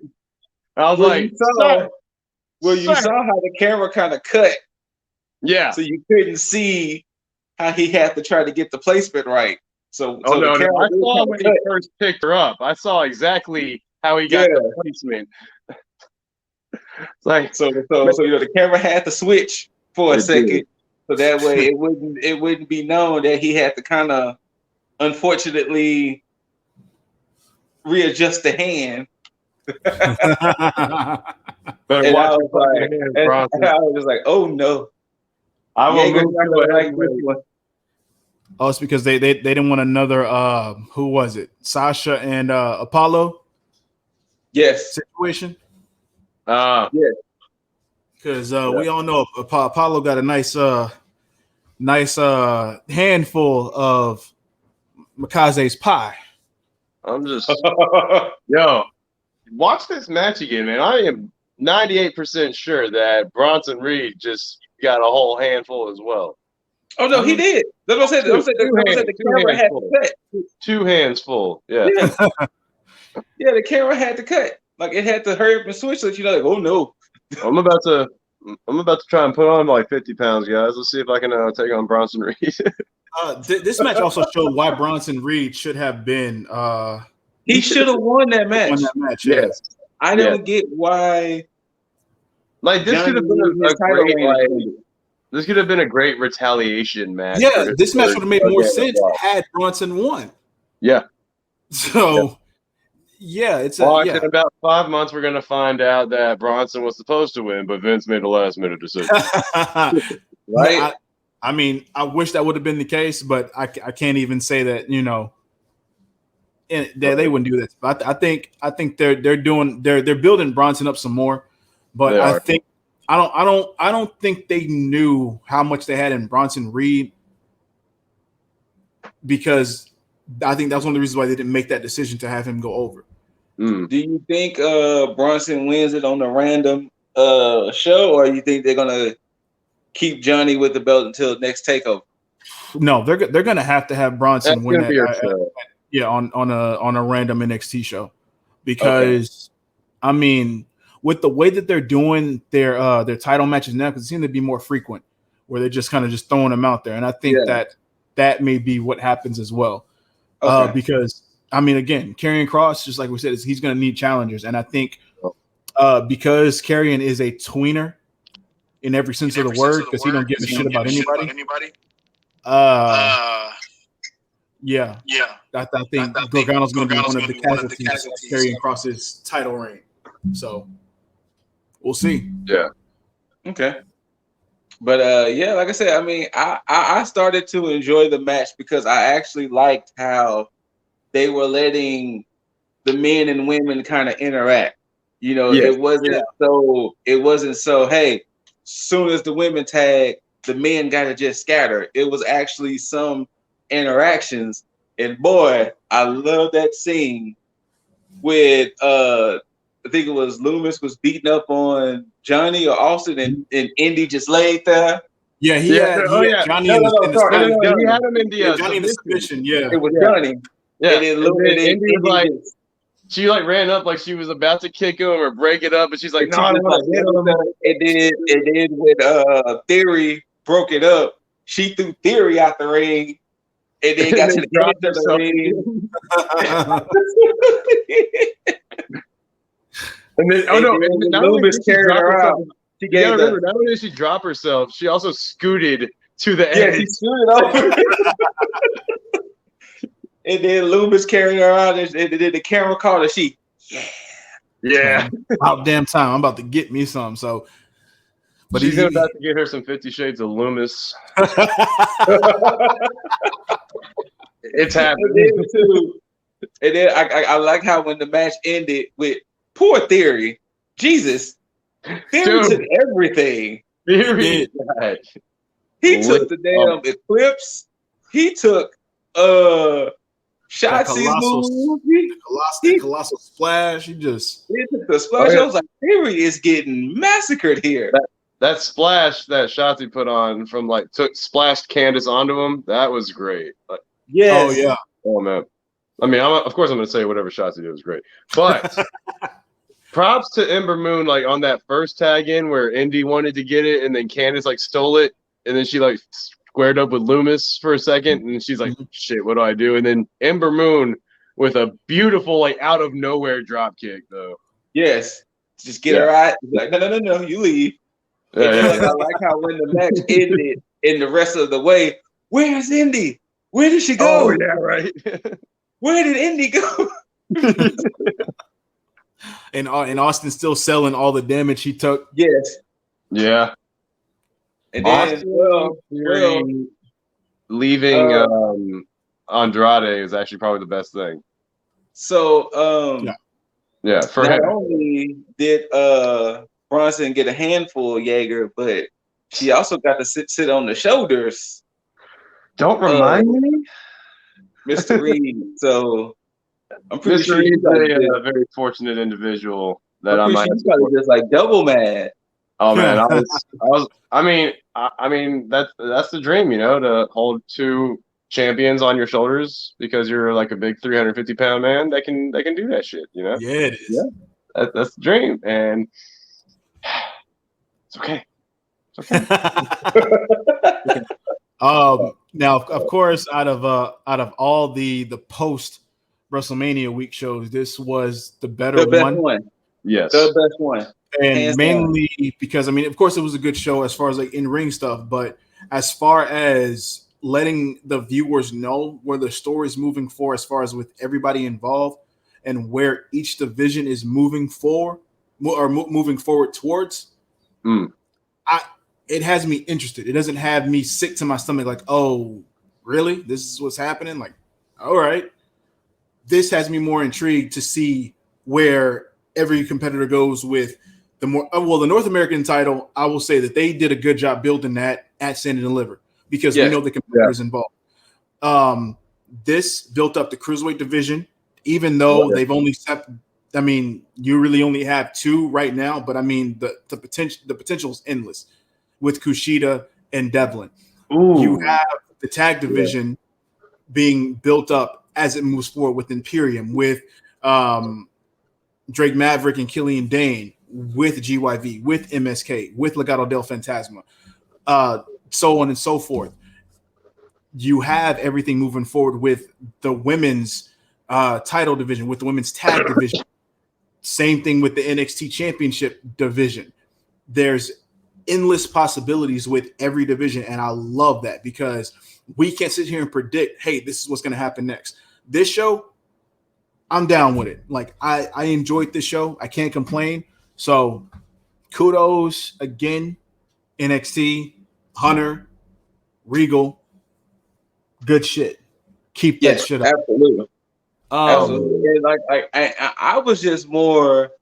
I know we saying it, but I was really just more shocked at like wait, is this really the Raw after Mania? Like, are we really like this is what we're really watching here? Yeah. Like, I was just in awe that this was the Raw after Mania. Yeah. And then to see that the SmackDown after Mania was just as bad. I mean, that which is crazy because you sit there and you gripe. They gripe about NXT being developmental and not basically almost not being worth a damn. Yet it's the one thing that's keeping WWE's name like in relevancy at this point. Mm-hmm. Because it's really and truly the only thing that's competing with AEW. So it's like how like it's baffling that they're almost blind to it. But I think it's like they choose to be ignorant to NXT's existence. But I mean, well, if y'all care for numbers, this NXT did do like 800K in the viewership. Oh, that's nice. So and the good reason why they need to be on Tuesdays and AEW needs to be on Wednesday, or rather, they just need to be on different days. Period. Yes. So, yeah, this is a permanent move. Finally, I guess. I mean, I don't know if it hurts Impact or Impact's numbers just stay the same. Well, you know, Impact is now on Thursday, so. Oh, is it on Thursday now? Yeah. Impact we have wrestling on every weekday now. Yeah. You got to wrestle. You got to show that on every day. To watch Monday or Friday, but yeah. True. Okay. Well, then there we go. Scoot, you have any AEW news or anything related to that? Oh boy. Oh shit. Oh boy. Oh boy. All right. So first things first, Chris Jericho did admit that they wanted to run NXT out of Wednesdays. Yikes. And he was saying that basically it wasn't so much because it was a war, because he never felt that it was a war. Mm-hmm. He said that because he basically said NXT was just a casualty of WWE trying to be WWE. So he was like, it was like we never really had issues with NXT. It was the fact that they decided to be on the same day as us. So of course we wanted to win the war. Right. But you know, he was like, personally, he has no hard feelings towards NXT or anything like that. Yeah. So yeah. But yeah, so Chris did admit that. I like how you put that though. It's a casualty of WWE. Yeah, it was a casualty of WWE. Now I think one of the big news that kind of went a little under the radar to me, Evilise. She basically came out and said that no, she is not with AEW anymore. And she basically kind of alludes to Thunder Rosa. Is it for that match they had? Apparently, her and Thunder Rosa have never seen eye to eye, even going back to Lucha Underground. Oh, gotcha. Really? Apparently, her and Thunder Rosa never seen eye to eye, and apparently she did have issues with a couple of trainers. She didn't say who, but apparently she had issue with trainers, and that she's gone. That she's not in AEW. And that I guess her issues with Thunder Rosa too might have been reasons why she's gone from the company. Okay. What about Diamante? She's still there? As far as I know, yeah, she's still there. Huh. Man, that sucks that the people that won a women's tag team tournament are now split up. Yeah. Also not even on Dynamite, but whatever. Yeah. But apparently, I just thought it was interesting that Evilise and Thunder Rosa just seemed to can't work it out, I guess, or whatever the issues was. I guess it caused Lucha Underground, right? Yeah, apparently she was saying that they never just liked each other from Lucha Underground. I guess wherever they happen to be together, it's just always tension between them two. Interesting. So, yeah.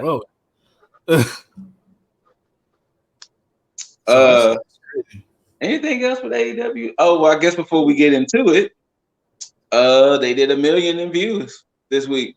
Oh, no shit. Yeah, they did 1 million. Because I mean, it was an uncontested AEW. Yeah. You got to think AEW hasn't had many uncontested Wednesdays. True. So they did 1 million in viewers this week. But I think that's all the AEW news I have.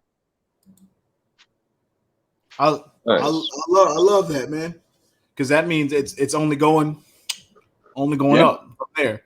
So hopefully, and I mean, if there's any, I mean, the only way they can go up is when they keep having matches like this first one. Segue. Yeah, hey, there we go. Why? Scoot, now, this is match of the night. Come on. The one thing I hated about this match is the fact that it was pretty much already a given that the Bucks were going to win after the previous week's events and after they came out now embracing them being heels. Yeah. It's almost like you already knew that they were about to go over, which sucked. Because I wanted to go into this match not knowing anything, but having them come out like this, it was like, shit, they're winning. That was a different experience for me. Oh, yeah? I mean, when the Bucks first came out, and I loved their new gear. I'm just going to go ahead and say that I'm a mark for the Bucks. But so I have a bit of a bias. But I love the contrast of their heel gear compared to like their face gear. Yeah. Yeah, like just the complete opposite of bright and colorful, of just tassels all over the place. They got a little bit of fur. They had to do a little accessorizing there, but the whole monotone gray and white and a little bit of black in there, that's beautiful. That's perfect for them.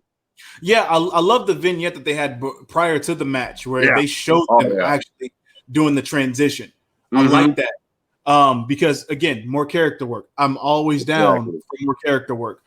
And the fact that they actually embrace the fact, okay, you know what, Don Callis, same thing Kenny said a while ago, where he can be a hard pill to swallow, but at the same time, he wasn't wrong. He's doing the best for you, yeah. Correct. So I like that. Now, again, in terms of the match, I love the fact that they are working as heels, and the things that they did as heels, I like. They were great to me. Yeah. So I have no problem with that. But at the same time, I hate the fact that it still felt like a throwaway match. Even with all the good stuff going in, but at the same time, because you kind of just know where it was going, it felt throwaway to me. Now the finish, good heel work. I like the fact that they took the mask off, because that's straight disrespect, and then doing the super kick. Does that not mean that Phoenix can't go back to Mexico now? Like, isn't there a thing about luchadors getting on? Like, I thought there was a thing about luchadors getting on masks, whether you're in the States or not. Because at first I thought it was about them like unmasking, but I don't. That's what I was saying. I don't know if it's a forced unmasking, because I don't know if they can really control that. Let's find out. Hey, Scoot. Like I was good. I know you don't give two shits about this one, but I was gonna say initially I thought, yeah, this is gonna be a slam dunk. They look great in their new gear, blah blah blah. But as the match continued, and I realized that, and I heard Justin Roberts say, like, this, what they had, time limit of an hour. Mm-hmm. As soon as he said an hour, I'm like, oh, this is gonna go. Oh, and yeah. when it got to the past the 20-minute mark, I'm thinking, shit, like, the way Death Triangle is operating right now, like, this could actually happen. Like, I was convinced on more than a couple of times that they were gonna win. Like, I was like, oh shit, this is happening. You thought they were gonna win? No, honestly, I came in thinking Bucks win. That it is what it is. But yeah, as the match progressed, I kept getting that doubt. I was like, holy shit, they might actually take this. Mm-hmm. They just made it a match. To me, it was match of the night. Aside from somebody's return. Yeah. But yeah, no. Great match, in my opinion. Scoot, let's hear the smoke, man. Okay. I respect everybody's opinion that is on this podcast. Oh man, he's gonna tear it down. I truly respect any and every wrestler who decides to lace up the boots and to do this. But Nick Jackson, officially do not do it for me. Damn. That match that happened Wednesday, because this was the first AEW I was able to watch in real time since the Baby Reed tribute. I've always caught up on the AEWs, but this one was the first time I was able to watch it in real time. Yeah. And the whole time, the Bucks was pissing me off more and more. Their heel antics, the outfits, the Dior Nikes. You gotta love their demeanor. So dumbass headbands they was wearing. Come on! You like those little Baileys? I'm gonna say this.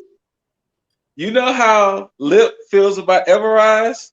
Oh no! The Young Bucks are like here for me. Like here. I'm not ready to say fuck the Young Bucks and everything they do. But boy, that match goes to show me I don't think I like them as heels or faces.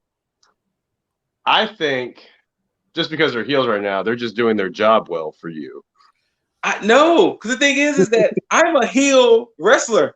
I prefer heels more than like the only faces I truly root for like that is usually like New Day, the Prophets, Bianca. It's a few here and there. Raquel. Anyway, but I'm usually a heel-oriented individual. And what they were doing was on the cringe of Miz and Morrison. Ooh. To me. They had Miz and Morrison cringe to me. Damn. Like, and the thing is that, don't get me wrong, I can see why Young Bucks do it for so many people. Mm-hmm. After Wednesday, they do not do it for me. And I was just keeping my fingers crossed that Pac and Phoenix was going to take them belts. Now, that was some heel shit that I did appreciate when they ripped Phoenix's mask off. Yeah. Because that's some heel shit that I would do. Like, I'm not gonna even knock them over that. That was some good shit that they ripped his mask off. Wow, double super kick. Haha, we keep our belts. But fuck, they was irritating. And I was just like, you know what? The Bucks just don't do it for me, guys. I'm sorry. They just officially, the Bucks do not do it for me. They just might. They might eventually. They could. They have the possibility. And then too, it's like they still got to get their fucking moves off the heels. What the fuck? Even as heels, they still got to get their shit off. Oh, you might see more of it now. Oh man, you about to see so much more. You about to see, and then so much more of a cocky and egotistical way too. And it just doesn't help. And you know what it is? All in your face. Fucking Matt has a very punchable face, and I'm balling up my fist. Matt has a punchable face. He does. Matt has a very punchable face. I like Matt's face. Oh no, Matt's got the face for the camera. You know what? Honestly, I think Matt will probably be the one who will turn around for me if I was to start liking the Bucks again. And yes, I want it to be documented because if I do start liking the Bucks again, I can just slowly kind of build up like how Lip was with Legado. That, hey, the Bucks are starting to do it for me. But as of right now, the way he was with Legado del Fantasma, now here's Everrise again for Mr. Diesley here. Right here is where Don Callis sits. Oh. He can stay in Impact for all I care at this point.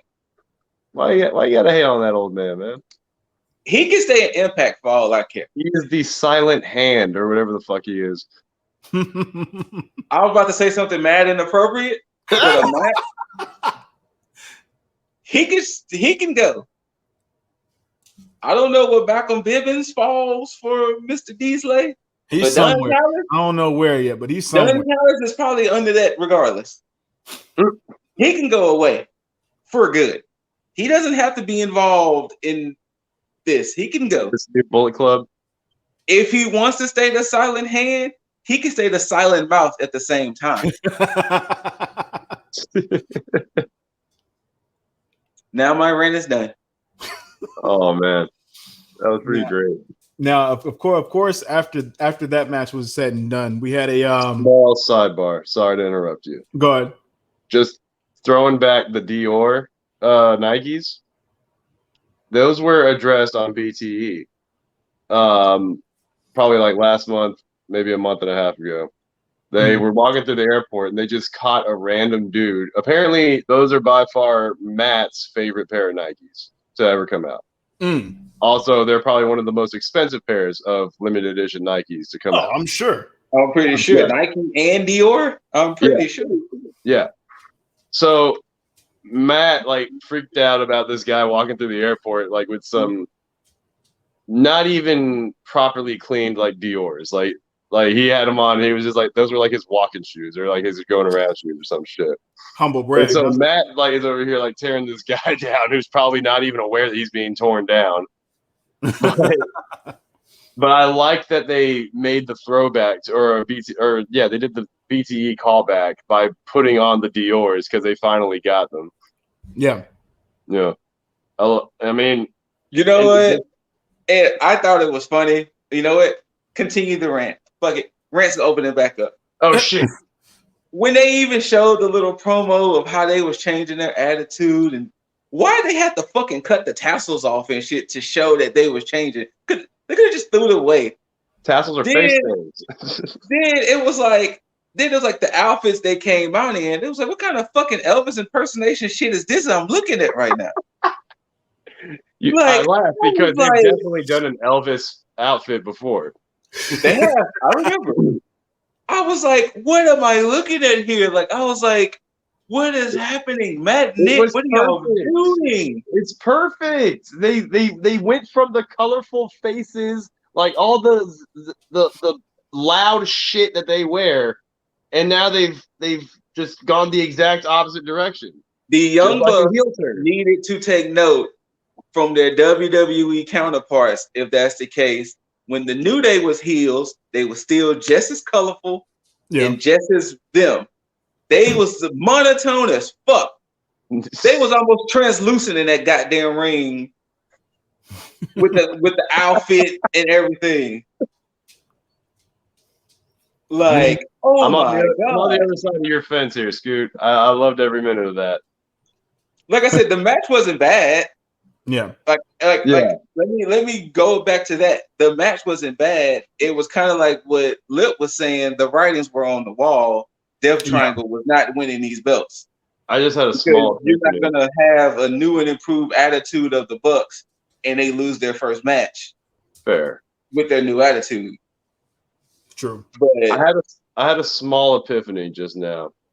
The Bucks have upped their heel game to the point that y'all remember that they, instead of the cash that they blow out on the stage or on the entrance ramp, their new explosion is those tassels that literally every wrestler has been on record saying that they hate when people throw that shit in the ring. And look at what they're doing. That shit rains on the ring. And it's hard to get out. It stays everywhere. Yep. But like I said, maybe next week, because I'm pretty sure the Bucks are going to be on there in some capacity. Oh yeah. Oh, maybe as time goes, they might start chipping away. Kind of like I said, once again, with Lip and Legado del Fantasma. Maybe they might chip away, and I might start to like it again. But oh my God, that was just not for me. That's fair. It was not for me. Oh, but now Don Callis, that ain't gonna change. I wouldn't blame you. That's not gonna change with Don Callis. I'm sorry. Whoops. I mean, it is what it is, man. But I still think Bucks will win you over eventually. But we'll have to wait and see. But yeah, after that, we had a nice little backstage earlier in the day promo with Sir Mike Tyson and MJF. I didn't care too much for this. I mean, I'm not behind the whole integration of Mike Tyson right now. I mean, it's cool to kind of have the continuity that's, you had him there earlier, in the beginning of AEW's inception. But I mean, this to me is completely throwaway. I don't think he's necessary for this feud between Pinnacle and Inner Circle. Because it almost feels like they're adding him mainly because Pinnacle has Tully. Yeah, and it's not necessary. It's not necessary. And that's crazy because of the fact that you have Chris Jericho who can basically play both the parts of a leader and celebrity manager because he's been the mouthpiece for so long. he has a longevity and the experience in this business to where he can handle both roles by being that advisor and also the leader. So, allow Pinnacle to have what they have. Cool. But you don't have to sit there and kind of shoe in Mike Tyson just to even the odds, so to speak. Like, it's not, it's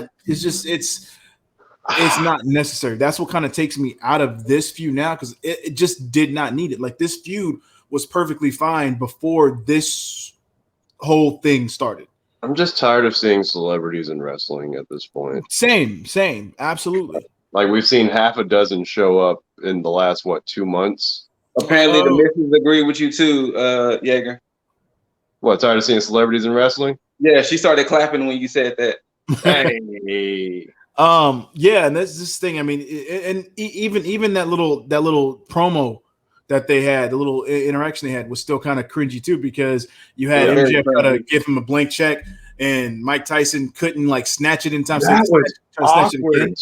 And then him ripping it, throwing part of it, then eating the other part, and then just spitting it back at him. Like, we got COVID going on, man. You gotta right. Spit. Yeah, look, do it. If you're gonna spit it at him, spit it from 6 feet away. 6 feet away. But neither here nor there. It's just like I could have done without it. So that was my thing. But next up, we had something else. I wonder what AEW's like vaccine policy has to be like. Do you think it's absolutely mandatory that they got vaccinated? I'm pretty sure everybody's vaccinated at this point. I mean, I don't know. Like, how many people like have their opinions? I know WWE's is probably everybody, because I know Kushida put a picture of him on Instagram getting his vaccination. Oh, really? Everybody WWE is definitely vaccinated. So I'm pretty sure if you work in WWE, you're gonna have to get vaccinated. So yeah, you see them running them ads for getting vaccinated, so everybody's vaccinated there. But Mike Tyson, don't kill me, but don't spit on nobody else, man. Don't do that. Yeah, don't do that. Even if it is a blank check, spit that shit on the ground. But after that, we had the ongoing feud between Red Velvet and Jade Cargill. I don't think this match should have went on. I think they still could have kept them separate. Yeah. Especially if you're gonna have Jade go over. I don't think this was necessary. I think you could have had her go against somebody else and just had that feud kind of continue with them just mouthing back and forth to each other and having some type of interaction, but they didn't need a match for this. I sort of disagree. There you go. I only disagree because we saw what happened with Britt Baker and Thunder Rosa. True. Yeah. So they kept that feud going way longer than it needed to go because they was just awkwardly just never in the same place at the same time. I was about to say they didn't know how to fill in the gap or fill in the void there. I think it makes sense for them to go ahead and have this match because I would not be surprised Jade possibly gets put in the title picture soon. Okay. Yeah.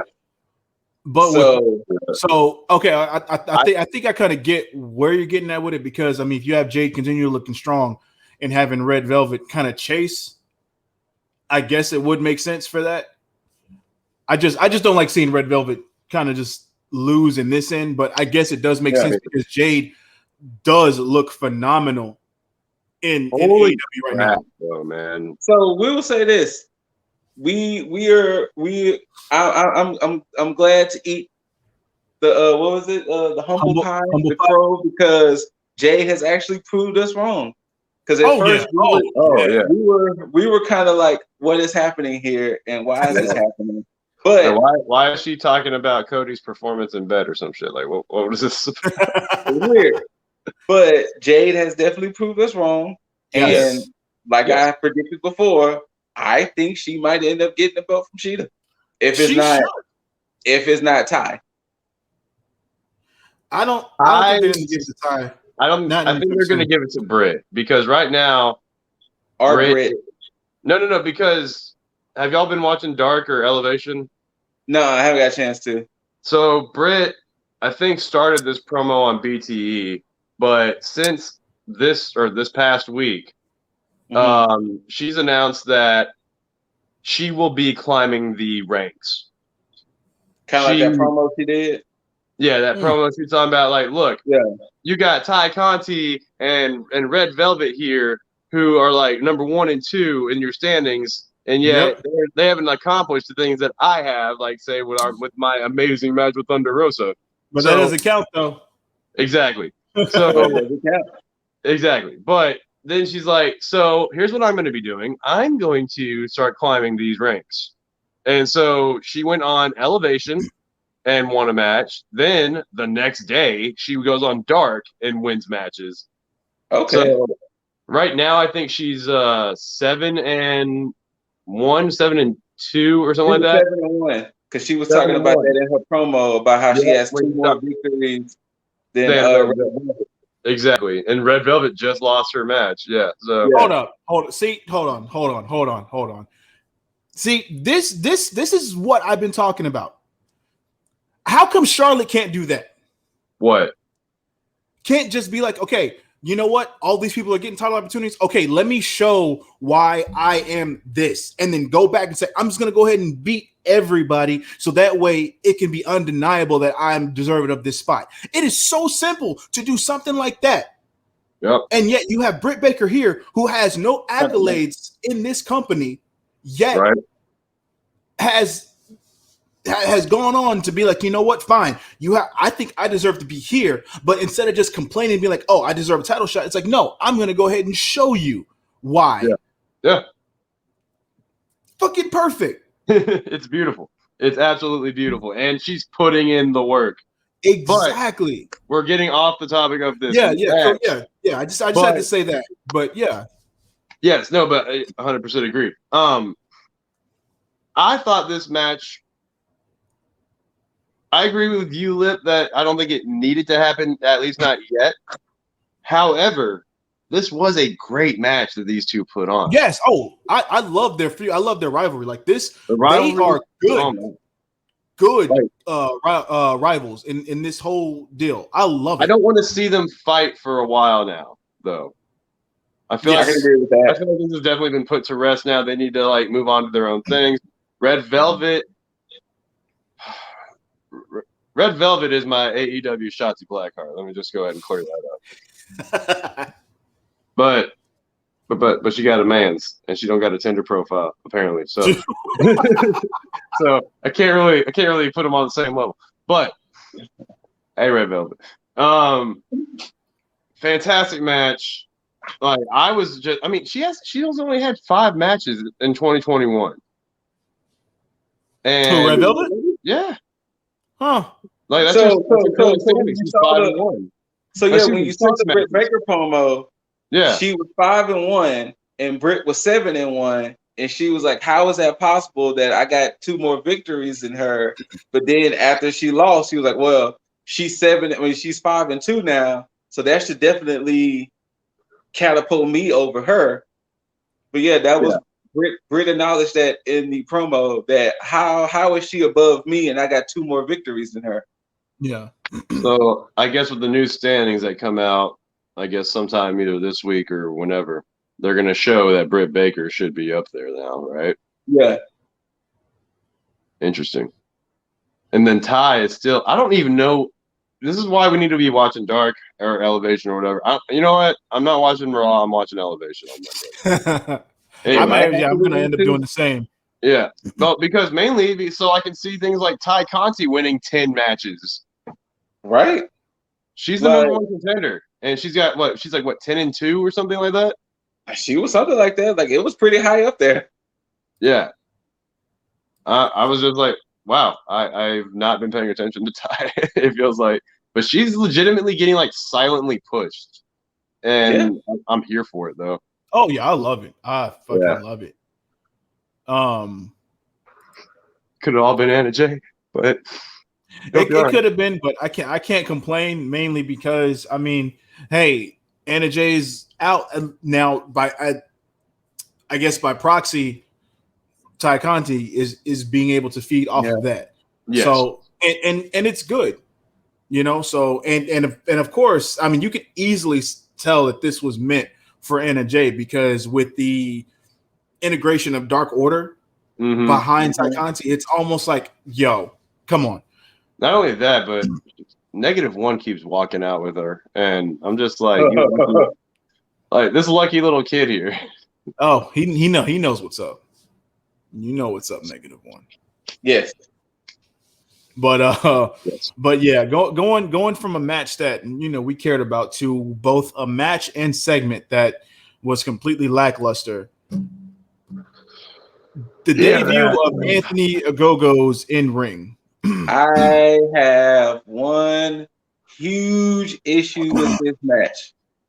A gut punch shouldn't be a finisher? No. Oh, That's okay. not my issue. Oh, Because okay. with him being a boxer and everything, that's fine. Mm-hmm. If they're gonna sell the gut punch as his finisher, the match should have opened with that. Yes. They should have because to show how dangerous of an individual he is, which also too, quick sidebar, I found it funny that the house is all that the house always wins was their house show they did, but they still had cameras there to record Where footage. was their? That was funny. They didn't announce any of it too. Like yeah. And Cody I had found a it funny match. that Darby they had had a footage. match. Like I was a little annoyed by that, but anyways. But to show that his gut punch, with him being a former boxer and everything, if they really wanted to get it over as the way because they showed how he did it to Cody before the match started. If the bell would have ring, ding, ding, ding, Cole Carter ran up on him and he just wham, and that would have been it, I would have been sold. Yeah, true. Yeah. I did like that he came out with QT. I don't think he needed to come out with the rest of the factory. Yeah, I didn't feel that Camarado and Solo had to come out too. It should have just been QT. You know what? Yeah. This faction kind of feels like a wrestling Suicide Squad, like just people that you would not imagine put together. Did they ever? I kind of agree with you too, because it is almost like a hodgepodge of superstars, right? Yeah, like I mean, I'm down with like their whole origin as far as like this whole Civil War thing with the Nightmare family and shit. Right. But I mean, have they even come out with a name for them, or are they just together? The Factor. Huh? The Factor. Is it? That's the name? Yeah, the Factory. Yeah, they're the Factory. Wow, yeah. Get the fuck out of here! I'm done. You ain't see the logo and everything? Yeah, dude, I wasn't paying attention. I just didn't. You know what the best part is? They went from the Nightmare Factory to just the Factory. It's a stupid name. It's a stupid name. No, if you want to break the chains of your former people you was aligned with, you take the Nightmare out. You're just a Factory, son. Look, Factory. This is more of a reason why there's too many goddamn stables, because they're running out of names. They about to run out of names. Yes. Yeah. It's like, you know what? Hey, what name? Hey, there's got to be a name we can use. The Factory. Because we were the Nightmare Factory. Now we're just the Factory. You take the name. Yeah, you take the name. How about Vanilla? Vanilla. Ashley just said that what we don't know is. Oh, go ahead.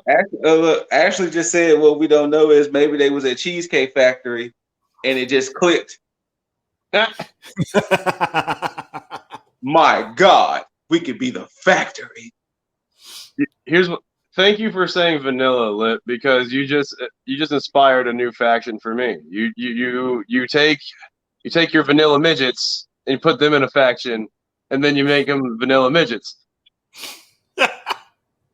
And then you just play on that. You just play that whole thing up. I would love to see them be the jobbers called the vanilla midgets.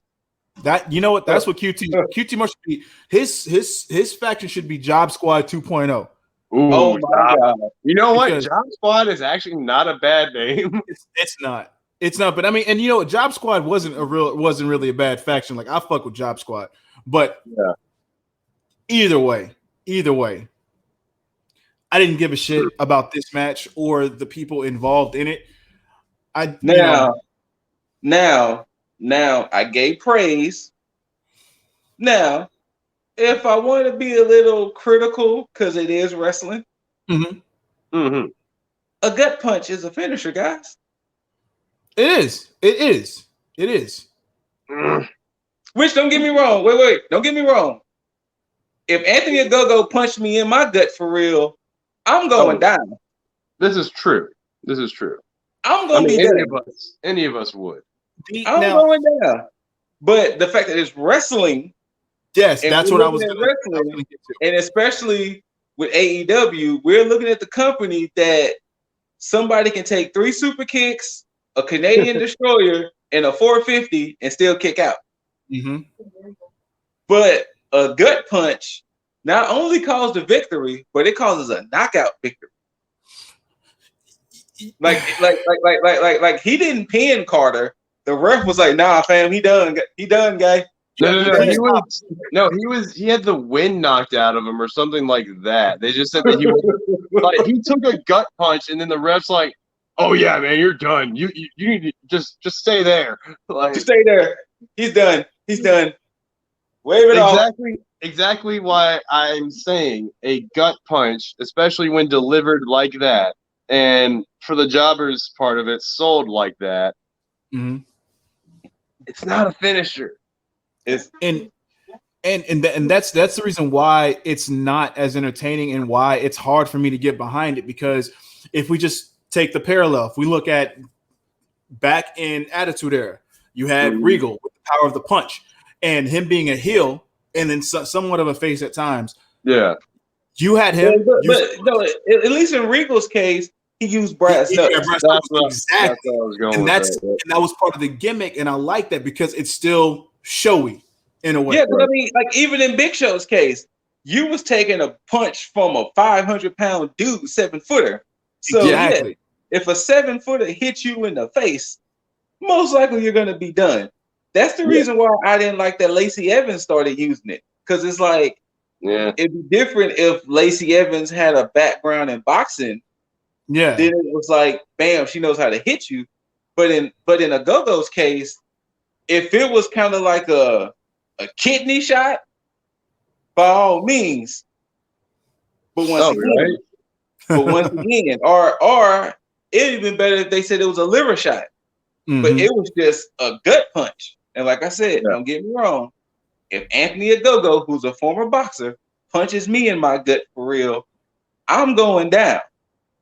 But once again, you have to suspend that belief in wrestling, especially nowadays, because wrestlers can take 17 moves and still kick out. Exactly. So yeah, that's look, this faction is dead on arrival, in my opinion. So are you saying that the factory will be closed down soon? Yes. Just like that. Getting shut down. Now, if they happen to, emerge into some prominence within this company, I'll take everything I said back. But with all this, I just don't see it, and I don't care to. So you know what? Hey, I was honestly wondering when Ogogo was going to make a debut. I'm sad to say that he's doing it this way. Yeah, me too. And I think and it sucks because I think all these factions is AEW's way of trying to get people out in the eye.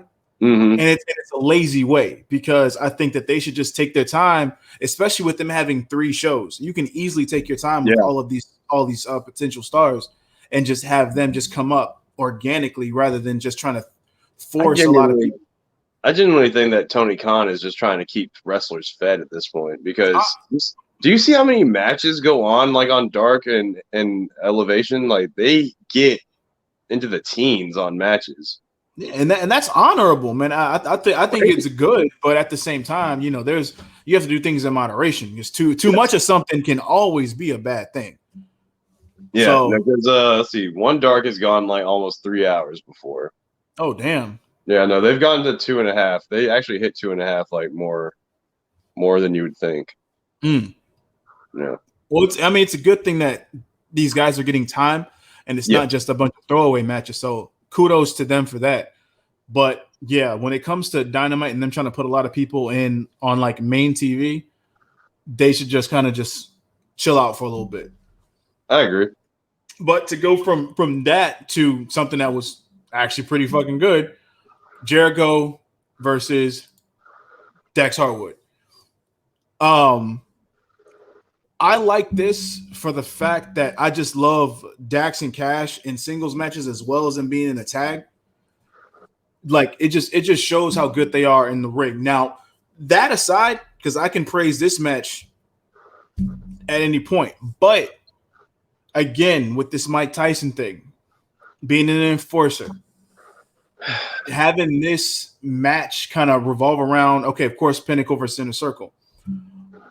But I think the old ass cherry on top of this potentially good cake was making Mike Tyson an ancillary member of Inner Circle, because it's almost like another callback to the fucking DX shit. Yeah, it's not necessary. I'm gonna be honest with you. If Mike Tyson's involvement was not in this match, I would have enjoyed this a lot more. Same. Probably. Mike Tyson's involvement and all of this with him being the enforcer, and then now I find it funny how you've been with the Inner Circle the whole time, and you're like, I'm gonna keep it in the middle. I'm gonna be fair. I'm gonna be this, that, and the other. But it's like you've been hanging with the Inner Circle the whole time. But you're saying how you gonna call it right down the middle. You was gonna be fair. That's what he outright admits that he likes Chris. He thinks of him as a cool person. He respects him. Blah blah blah. But then he's like, "But you step out of line, I'm gonna knock your ass out." I was like, "What?" Yeah, but yeah, and like you said, it was the fact that this whole thing revolved around him rather than Pinnacle versus Inner Circle. And I'm gonna say this right now. Go ahead. AEW kind of dropped the ball on the Pinnacle a little bit. How so? Do you think they look as dominant as they did when they first debuted? Oh, in that regard, they're starting to. They're coming back down to earth, I guess, is a way to put it. Because I think the Inner Circle was riding high for a minute. True. Before they were brought down to earth. The Pinnacle had 2 weeks to ride high. Yeah, see, that's why it was my problem that Jericho and Inner Circle came back so soon. Yeah, same. Because I think Pinnacle could have been just basically been a dominant force and it like running roughshod. But this is another problem with so many of these goddamn stables that's going on because everybody's getting time to be dominant. Yeah. And you should have one dominant force, because this is why Inner Circle works so well, because it was at the inception of Dynamite, and they were truly the only faction outside of the Elite that actually were able to show dominance with everybody. Like, I mean, with the Elite, each individual member of the Elite, with Mox, with just everybody, and they were able to ride high for months. With no issues, and then of course you had factions come up, but even then it still wasn't as bad. And then even Dark Order had time to kind of be on top. Absolutely. But the Pinnacle only had 2 good weeks. The next thing you know, they came right back to earth with the Inner Circle. Yeah, and then now the Inner Circle is looking mad strong again. Granted, I understand Chris being the leader. Did I expect Dax to beat Chris? No. That's now, I'm pretty sure next week there might be a whomever versus whomever, and yes, maybe the Pinnacle might win that match. But May 6th isn't that far, or 5th, whatever. It's not that far away. Yeah. And that's when the Blood and Guts match is supposed to happen. We only have 2 weeks into the Blood and Guts match. So we're gonna see 2 more matches of we're gonna probably get a tag match of Pinnacle versus Inner Circle, and then we'll probably get another singles match, and then go and do it. Yeah. So they can't technically. Well, so I guess they can kind of do my idea a little bit, where I guess Inner Circle can win one, Pinnacle can win one, a fuck finish happens with one, and I guess blood and guts will officially decide, you know. But I don't know. I just felt they could have let Pinnacle had a little more dominance than just those 2 weeks. Yeah. Because, and now when it comes to blood and guts, like you don't have any other choice but to have them look extremely dominant in this match, because they're going to have to continue, like they're going to have to rebound from all this shit just to continue them on looking strong moving forward. And that kind of, it hinders them in a way, because it's the same thing with the Bucks having their heel turn and then automatically having to go over. It's the same thing here. Yeah. It's like they are a newly formed faction that's supposed to be extremely dominant. They have to annihilate Inner Circle, which sucks because Inner Circle could have easily been off TV for a long time. Yep. And then had Pinnacle ride high, and then had that same effect that they had when Inner Circle came out through the bathroom. And because that would have been a big shock, and that would have that led to a big match where it looked even. But now, everybody loses in this situation outside of Pinnacle, but at the same time, it's still bad for them because they have an uphill battle even after they win. Pinnacle needs to win blood and guts. Yes, absolutely. I agree. Yeah, I agree. But the problem is that, and this is the issue I have at times with AEW. Sometimes people aren't as dominant as they should look, because there's no way they're going to have this blood and guts match that's a year in the making and the Pinnacle just beat the dog shit out of Inner Circle. Yeah. It's going to be some back and forth. Hell, I wouldn't be surprised if the damn blood and guts match is the whole second hour of the show. That would make sense. So I'm pretty sure, I don't know if they're going to do it exactly War Game style, which I couldn't remember the rules before, if they said them before, but I'm pretty sure it's going to be War Games-esque. And the problem is Pinnacle is not going to look as dominant as they truly should look. True. Yeah. They're going to win, which I hope the Pinnacle does win, but they're not going to look dominant like they should. Oh, if the Pinnacle loses, if that happens, it's over and done with. Oh yeah, it's over. so I mean, I'm still on my theory that I don't think that group makes out of 2021. And you're starting to look more and more right about that too, which is crazy.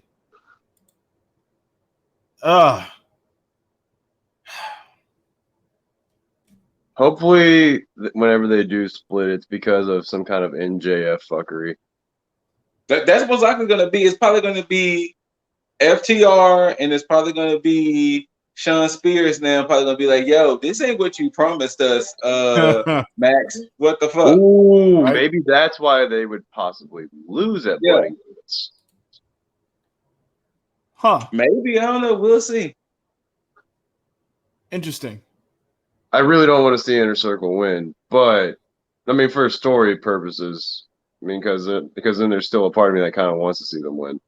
But it's a rock and a hard place. To support your theory, Scoot, it would be better off if Pinnacle lost. But for story and continuity purposes, it'd be better if they won. Yeah.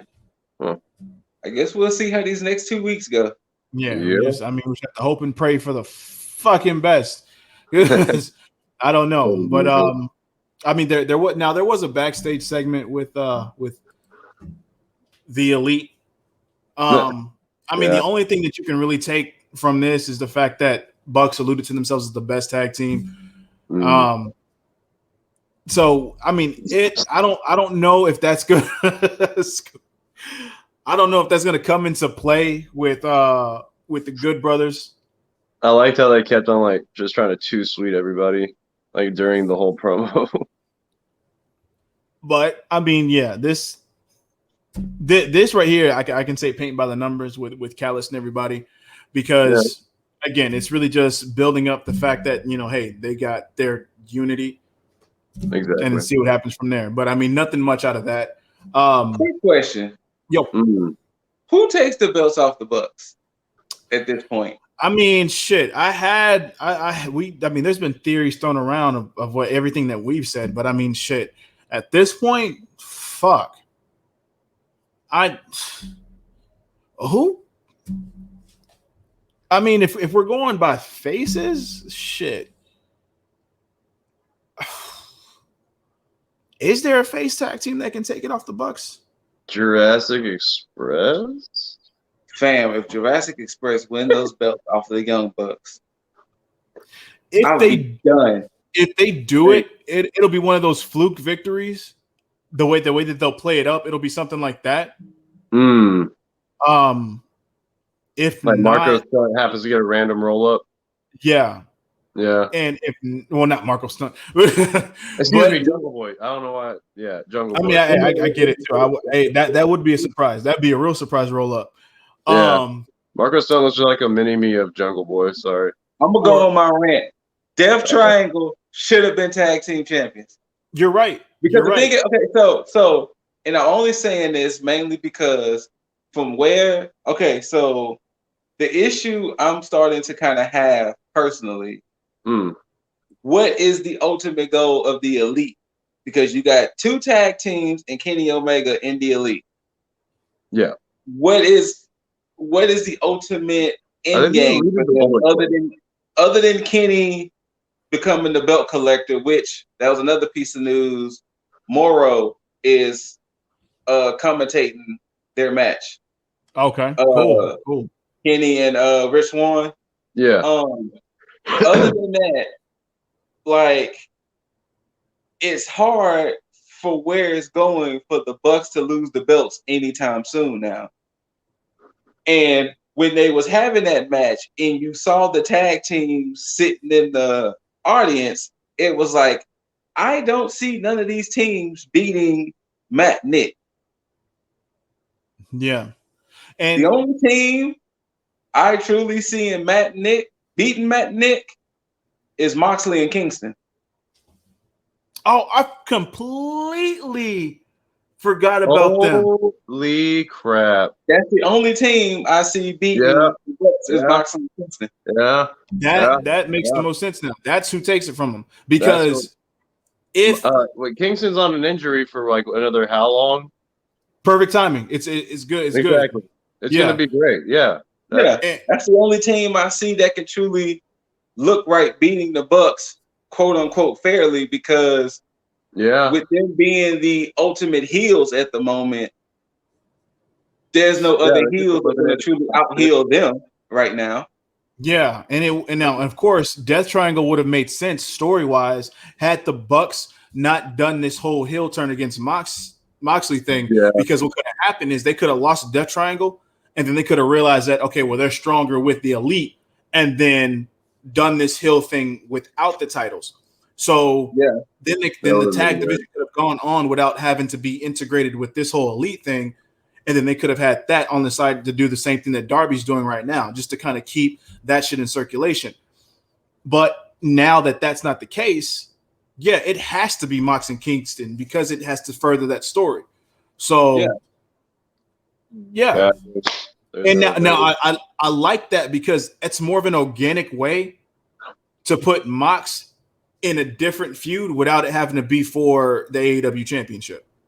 There is also the Dark Order. That one just came to mind. True. For who? Stu and Uno. Okay. Like those are your heavyweight tag team. Like 100%. Okay. Mm-hmm. Like I could shit. I mean, if they did it right, I could see Silver and Reynolds even potentially getting that. Yeah. Potentially, but I definitely see it more so with Stu and Uno. So most likely Bucks are going to at least have the belts until the next pay-per-view. Wait a minute. Hey, because we just had this promo, which we're going to talk about, I guess, in a second. Which shit, we can talk about it now.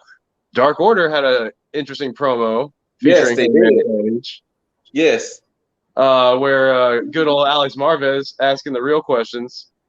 Asking Paige if how he's feeling about the whole Bucks doing their heel turn and Kenny Omega and all that thing, and his immediate response, and he did this very well. I'm gonna go get some egg roll. Exactly. It's just over here saying, "Oh yeah, Silver, his arm, it's doing better. He's doing the therapy and all that, and he like tapped his other shoulder, and he's like, ah, it's like, what the? I thought it was the other one. He's like, yeah, but this one too. I was like, what the? But he's like, what sounds great right now, guys? Some egg rolls. Like, who wants some egg rolls? Like, I'm gonna go get some egg rolls. Like, I think they kept talking. Oh yeah, they were referencing Chili's egg rolls. I should have been more specific, but. So, I mean, you could eventually see Dark Order versus Bullet Club or the Elite, whatever they want to go. We gotta finish the Dark Order versus the HFO. Yeah, yeah. Hopefully that'll be at Blood and Guts. Hopefully they can just put a close on that too. I mean, I just don't know why he decided to feud with Darby and the Dark Order at the same time. And you know what? And we're gonna get into that when we talk about the main event. But before that, we have to get into the women's match, Chris Statlander's debut match, as far as a returning match against Amber Nova. Yo, this new Chris Statlander though. Hold on, wait. Before we get into that, Scoot, I got to take your thing for a second. Go ahead. Oh. Amber Nova, though. Hey, that's fair. All right. But yeah, this match. But did it have to look like such like a glorified squash match though? Like that was the issue. That I'm not saying Amber Nova looked like a jobber, but she had one of them. Did it have to look so obvious that Statlander was going to win this match? I mean, it's her return match. She looks amazing, and she did her alien gimmick in a bigger, badder way, and I'm in love with this new Statlander. I don't know how I felt. I don't know how I feel that she's with the best friends though. That's a little weird. Yeah, that is. I think that's more so because. Again, also a BTE throwback, but before her injury and somewhat during her injury, she and Orange Cassidy had multiple interactions. People ship the fuck out of them, and I guess they're just bringing that to the Dynamite screen. That's a whole new faction now. The best friends is now a faction. Oh yeah. If you look at it with Trent ? With Trent ? Chuck, Orange, and now Statlander. Mm-hmm. That's now a faction. And that's funny because like if you look at Best Friends, you look at Jurassic Express, both 3-man stables. Yeah. Best Friends never really looked like a stable; it just looked like guys that just hung out together. Whereas you had exactly, ironically enough, and now, of course, with the introduction of Chris Statlander into this now faction, it now looks like a faction. Which is crazy. So, hey, AEW factions. Let's see here. I think AEW needs to dial it down about 50%, and WWE needs to take a little bit out of their playbook and up factions about 50%. Right. Hurt Business, Justice for, but that's a conversation for another time. Of course, does WWE even have an active faction at the moment? New Day? No. Because they split them. Yeah. WWE doesn't even have an active faction at the moment. I mean, Undisputed Era was their last faction. Do we count Legado del Fantasma? Oh, Legado. I keep forgetting Legado. That in the way, but that's NXT. Though. That's why exactly. But that's the black and gold brand. Yeah. Okay, well, fine. If we're talking about Raw and SmackDown, because since Jimmy isn't back yet, we can't say the Bloodline. Yeah, because all their factions are like pre-factions because there's like 2 people and they're waiting for other people to be introduced. Because the last faction they truly had was Retribution and Hurt Business. And they broke them both up. Yeah. I understand retribution, but her business should have been left alone. True. Yes. But I mean, hey, It is what it is. But yeah, this is again this was a glorified squash match. One thing they did allude to, which they did actually on commentary, was the fact that Chris Statlander thinks that she was the last person to pin Cheetah. Yeah. Oh yeah. Yeah. So damn, with that, I really believe that before her injury, she would have probably been the next champ. oh, absolutely, 100%. I can see it. 100%. Maybe so that's what. I mean, if Britt Baker doesn't take it, I'm going to put money on Stat. I'm gonna just say this: it's overdue for Britt Baker to have that title. Yes, 100%, 100%. Yeah, absolutely. It's overdue. I see this. It's funny how in the beginning of like the inception of this whole podcast, even before the YouTube shit, we had that episode fixing the AEW women's division, and now they have stepped their shit up, and now we can't even figure out like who could possibly be the next champion because they have so many good potential contenders that could be a champion right now. And it's lovely. I don't want to sound this way, but they really need to work towards getting that belt off of Cheetah. Oh, yes. No, Cheetah has been, because I mean, like, she's not really doing anything with it. Thank you. Yeah. Like when's the last time the belt was defended? Not to be mean, it's almost Brock Lesnar-esque. She doesn't compete. The only difference is that we see her more than Brock, but it's almost Lesnar-esque. I mean, she's making more appearances now. Yeah, but it's almost almost in nonsensical ways, though. Yeah. Like, why was she there for Ty Conti's corner? That's your opponent next week. Like, it really is starting to look Lesnar-esque the way she has the belt. Yeah. Yeah. So I'm trying to see here all of her fucking defenses that she's had. Because I think what was the last defense she had Ryo Mizunami? Was that the last time that she defended that title? Yeah. I think. I don't recall any match after that. Yeah, I think Ryo was the last time Ryo Mizunami. Now, I kind of want to keep giving leeway. Like, maybe she's doing more shit behind the scenes like she's been doing with this, like, godforsaken tournament that we had. But, yeah, she's due. She's due for that loss. She's due to get back into TV, not so much do this Darby Allin-esque thing. But, I mean, shit, even Darby Allin's, more involved. Yeah, now. Yeah, there. Yeah. Yeah, but yeah, Scoot, you are right. This title has to come off her, and that's not to say that she's bad and they have to just strip. No, it's just like it's just overdue. Like she's like, overdue. Yeah. There needs to be like if we're looking at, it's only been 3 women's champions, and that's fine. The issue is you had Ryo, Nyla, and Sheeta. Sheeta's reign to me would have been a lot different if Sheeta was like running through the division. Yeah. Yeah. But it's just like at this point, it's almost becoming comical for the fact that she's just been having the belt, just having it. Exactly. And they made this big spectacle of a tournament to declare a number 1 contender. And it was just to her to get over the demons of not being Ryo Mizunami for 10 years.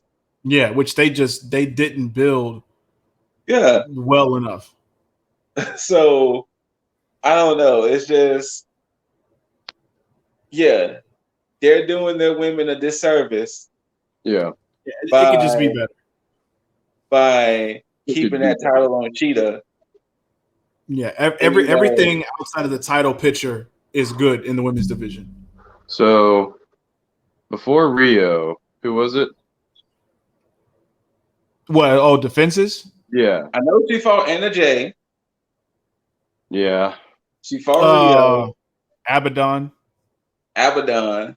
Abaddon should have been her loss. Which, I mean, and she hasn't been seen since, if I'm wrong.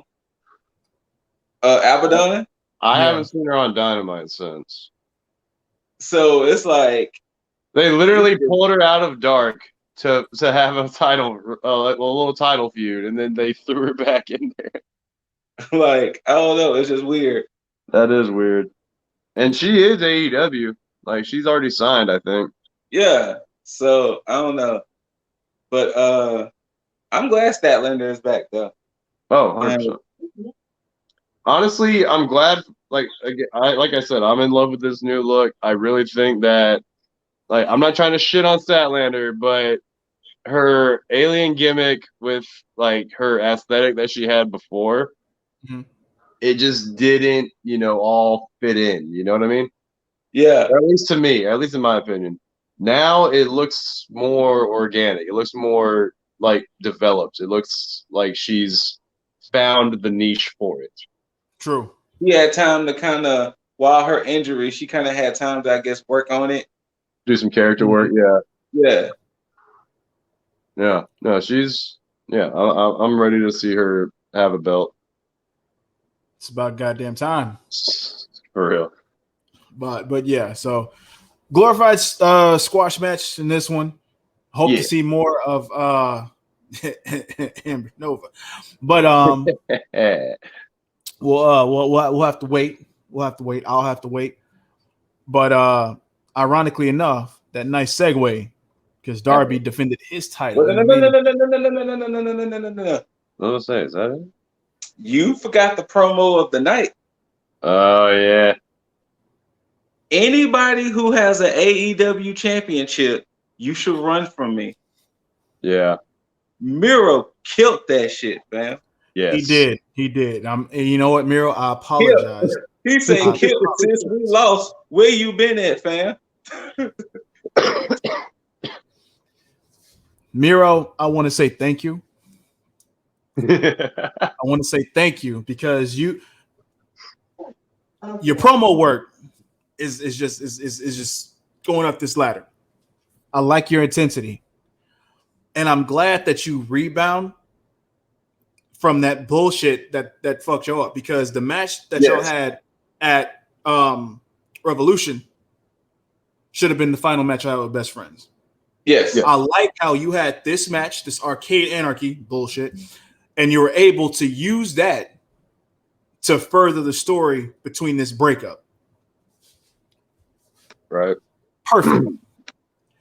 And the cherry on top to say, yo, I don't give a shit. Everybody's on notice. Mm-hmm. Thank you. Said if you're wearing a belt, I'm coming for you. You should be scared of me. Yes, Sheeta, he coming for you. I know, Sheeta. He's gonna become Mira. Like Santina. You got it. I think this means that he might end up taking that title off of Darby. Right. It's a possibility. It's a strong possibility, unless, and I know I keep saying this with everybody that probably comes up, he may just bring some prominence to that fucking FTW championship. Because Tony Khan has gone on record to say that they're going to do something with it, yet they haven't done anything with it. Ooh, but Miro would be a good guy, a perfect fit for that FTW title. Fuck the world championship. Yeah. Miro saying fuck the world on TV. Yeah. I'd be down for it. Him and Brian Cage. Well, Brian Cage is on this like this. Well, I guess that makes sense because Brian Cage is slowly turning into a face. So you could actually have Team Taz actually do the split off from him during his match with Miro. Yeah. And I guess with that promo too, we forgot to mention how we feeling about this. You know what? We forgot the other promo in segment. Which one?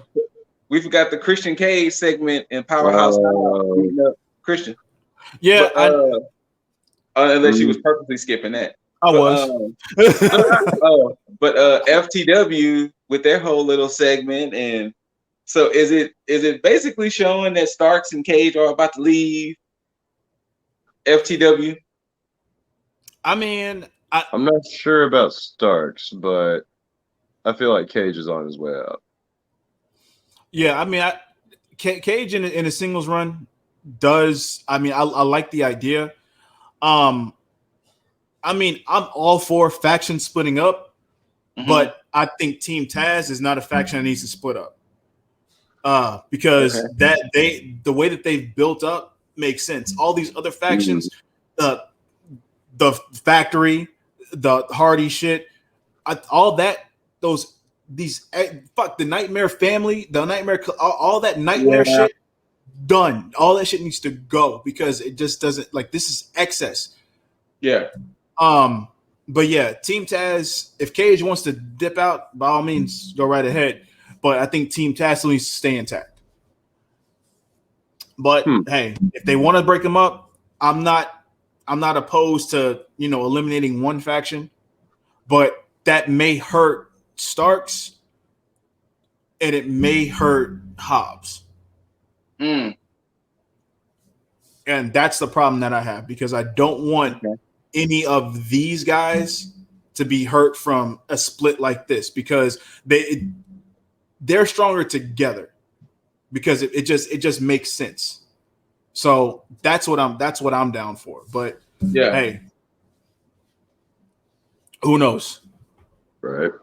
But I mean, clearly Christian Cage is he's got a date with a number of people. So guys, I don't really give a shit about Christian Cage. You know what? To be perfect, okay. So I'm gonna say this, and I didn't want to say it before. I'm saying it. Really didn't give a shit that he signed with AEW. Thank you. The only thing I cared about, honestly, was the fact that he's able to wrestle again. True. Because obviously that was something he still wanted to do. Yes. So the fact that he's able to wrestle again, I do not have an issue with that. But to make it such the fact that he was the big name, the Hall of Fame name, we know Christian is a Hall of Famer from what he contributed as his time in Impact and in WWE. True. The issue is that how far does this run go in AEW? Like, in all aspects, looking at who's on the roster now, do we really expect Christian Cage to be a champion at some point? No. Just any champion, tag, TNT, World. If they do something with FTW, do we really think Christian Cage is really going to be the guy? Only thing in his favor is the FTW championship. Everything else is definitely a no at as far as like present. Yeah. Because even this whole year, I wouldn't even say Christian is going to sniff a championship. Now, opportunity, yes, but title, no. That's why all I can really see him being is, in essence, like a nomad, just running around throughout AEW, just taking on anybody who feels like they can challenge or stand up to him. Like he's gonna be doing like he did on Wednesday. He did an open challenge, and if you want to challenge Christian Cage, you can go challenge Christian Cage. And I guess this is gonna be his way to rack up W's. But again, I don't see him holding a belt. Yeah, exactly. This is the problem this is the problem with Christian and anybody else that wants to fit into that mold, so to speak, is that not everybody can do what Mox and Darby Allin can do, because those two guys can do shit without having they can be without a title and you can look at them as being perfectly fine. Oh yeah. But anybody else, you can't see them with the title, and if they're not with a title, it's like, okay, well, where are you going to fit these guys? Like, it's almost like it's a weird space to be in, because if they don't have a title, they're nothing, and if they have a title, then it's like, all right, when are you going to lose it? Right. So, you know what? And I can say Miro too, because Miro at this point in time as well is in that position where he doesn't need a title as long as he continues his demeanor. But but it's only a select few of guys who can actually do that. Kenny's another one. Hangman's another one. Cody is another one. So But yeah, man, it's just it's very, very difficult position for him to be in, and for him to come out, and that he shot himself in the foot with trying to immediately go after the AEW championship, because we all know Kenny's not losing that title anytime soon. Yeah. And then not only that, but not to Christian Cage. Yeah, exactly. So, because even the thing is that, so the way my brain tends to work, and it's kind of goes back to what we was talking about with Karrion Kross. It's like somebody's gonna have to be just as badass, or some kind of fuck finish has to happen for Karrion Kross to lose. In Kenny's case, Kenny's kind of like with the Bucks. Kenny's the ultimate heel. So nobody's going to out-heel Kenny. So you're going to have to get Kenny his fair one. And I'll be damned if Christian Cage is the one that's going to kick out the one-winged angel. Yeah. So. Or you could just not use the one-winged angel. Or just not use it. And. That could be a thing. Just make that a contract situation. Because a quick sidebar, because it just dawned on me. I love how in that Young Bucks promo, when they said any tag team wants to step up to us, we got a BTE trigger waiting for them. Oh yeah. I just thought to myself, they're gonna forget because they have so many damn moves. I would highly doubt that they beat the next tag team with the BTE trigger. But that's besides the point. But like I said, so it's like, who's going to be the only person I truly see beating Kenny at this moment in time is Hangman. Yeah, still.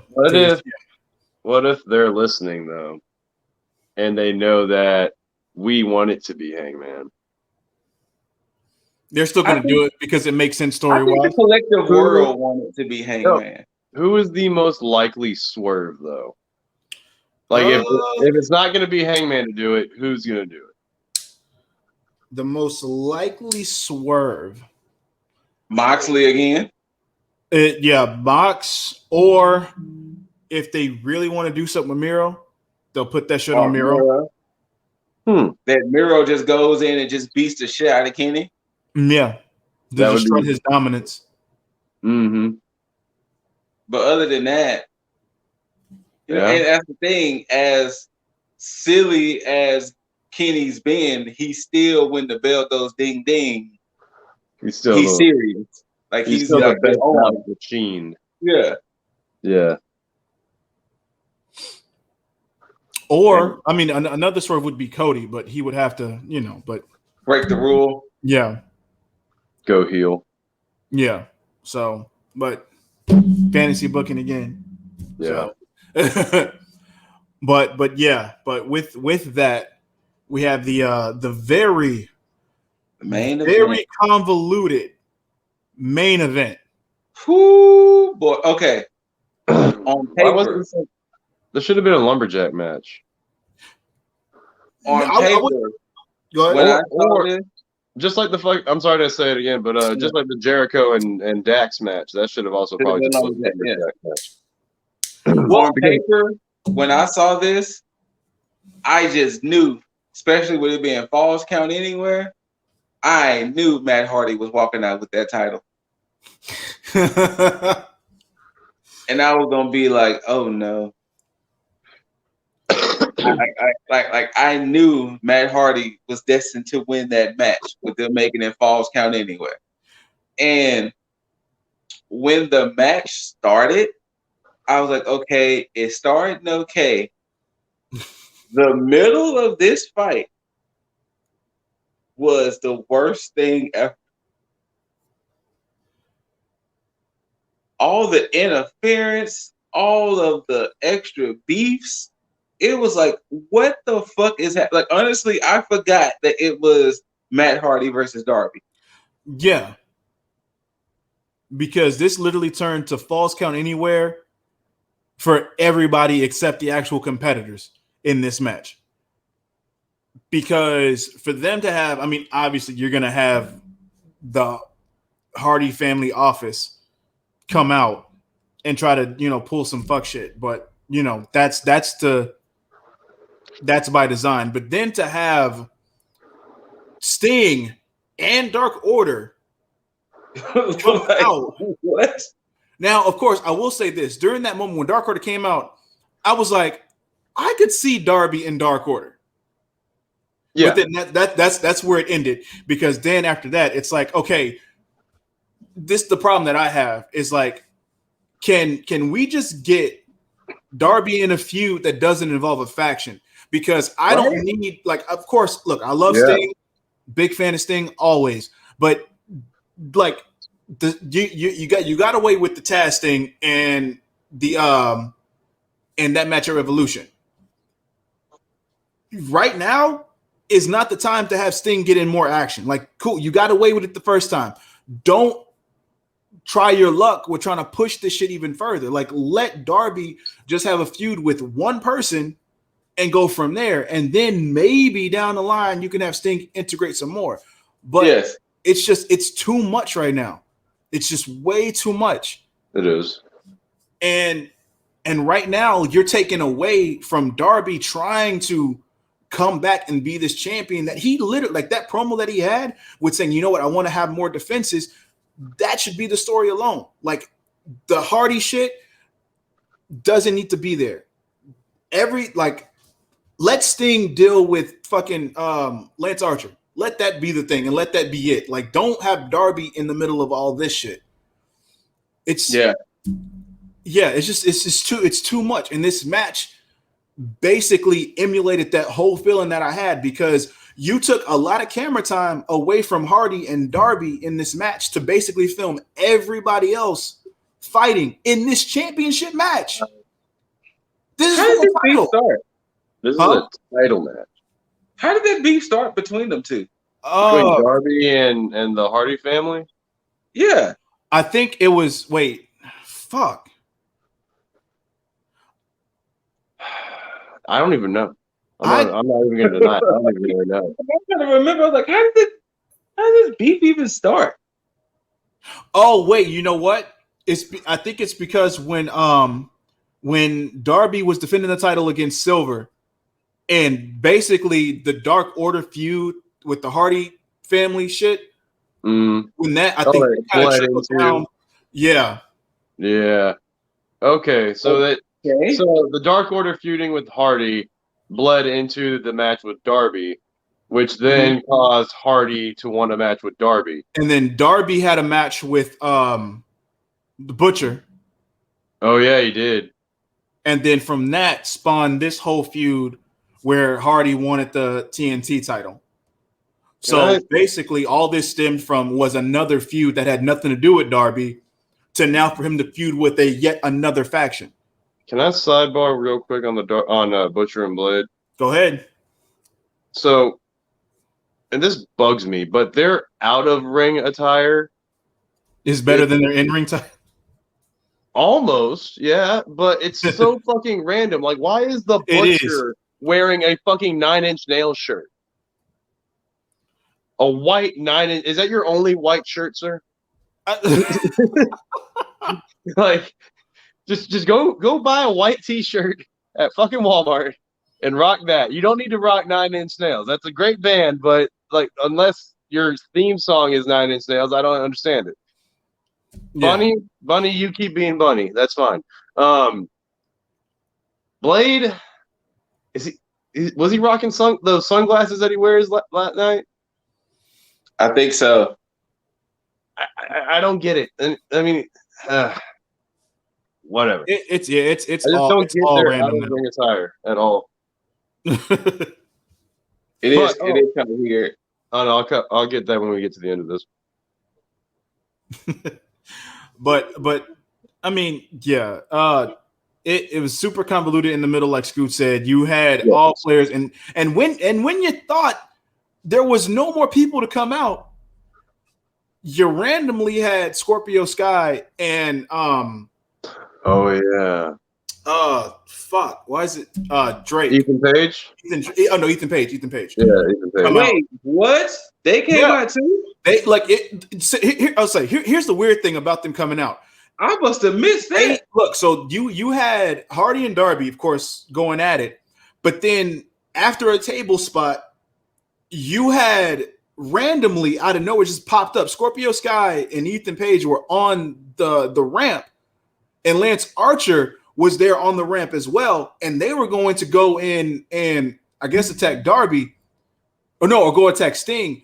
And then Lance Archer looked at Ethan Page and Scorpio Sky, and they backed up. And then Lance Archer went into the ring, and it was. Oh yeah. I must have checked out at this point. No, I remember the Lance Archer bit. I just didn't. I completely forgot that was Scorpio Sky and Ethan Page. Yeah, it's because they never showed them walk out. They just showed they went to the ramp and they were just there. Which is, I was like, wait, like what this is the problem of them just trying to get everybody on screen and then cut to everybody, because then you miss shit like that. And I'm like, I definitely checked out at this point. And of course, this is the climax of the match, because of course, after this shit happened, then you finally had the coffin drop through the table on Hardy that got Darby the win for him to retain his title. Amazing looking title, by the way. Like TNT title still looks lovely. Yeah. But yeah, and Darby stands tall and it goes off the air. So I mean, it's just Darby had no attire. So this would have been a great Falls Count Anywhere match had 25 other people not shown up for it. I agree. Yes, I 100% agree. Like that got very just muddled. That two factions, Sting, or like I did not know Ethan Page, Sky, and Archer. I must have checked out hard then. Ethan Page and Sky are paired up and they're tagging now for some reason. Yeah, which I'm fine with, but I'm just. I mean, we have Sky, which is the Sonic ring holder here. like, give him more attention. It's just like you had the damn women's tag team championship, and now we don't. Now one of them's gone. But fuck, like, can we? If we're gonna assign a match of importance and have somebody win it, let's at least keep them relevant. Maybe up to a month after. Yeah, right? Yeah, exactly. I'm down with that too, as it should be. Yeah. I mean, I understand you have a lot of big guys from the indies, a lot of top people that are coming in or that are like trying to get their spot, get their shine. But shit, you've got 3 shows. You can prioritize them. I mean, yeah. Now, I mean, I hope that they're doing right by Ethan Page and Scorpio Sky. Like, I mean, of course, I don't want them as a tag team. I would rather them just be affiliated with one another rather than them just be a legit tag team. They come to help each other out at some points. Yeah, true, because it would make more sense in that regard. But yeah, I think they're good on tags right now. By official standards, I mean, Sky is technically still part of SCU.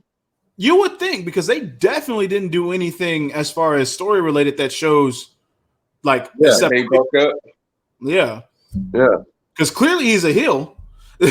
Yeah. But I mean, there's been no interaction between him and SCU since then, or even prior to that. So I'm like, yeah, I really wonder why they haven't had any like they don't even get bits. They don't get like any kind of promo cuts. Like, why is SCU falling off here?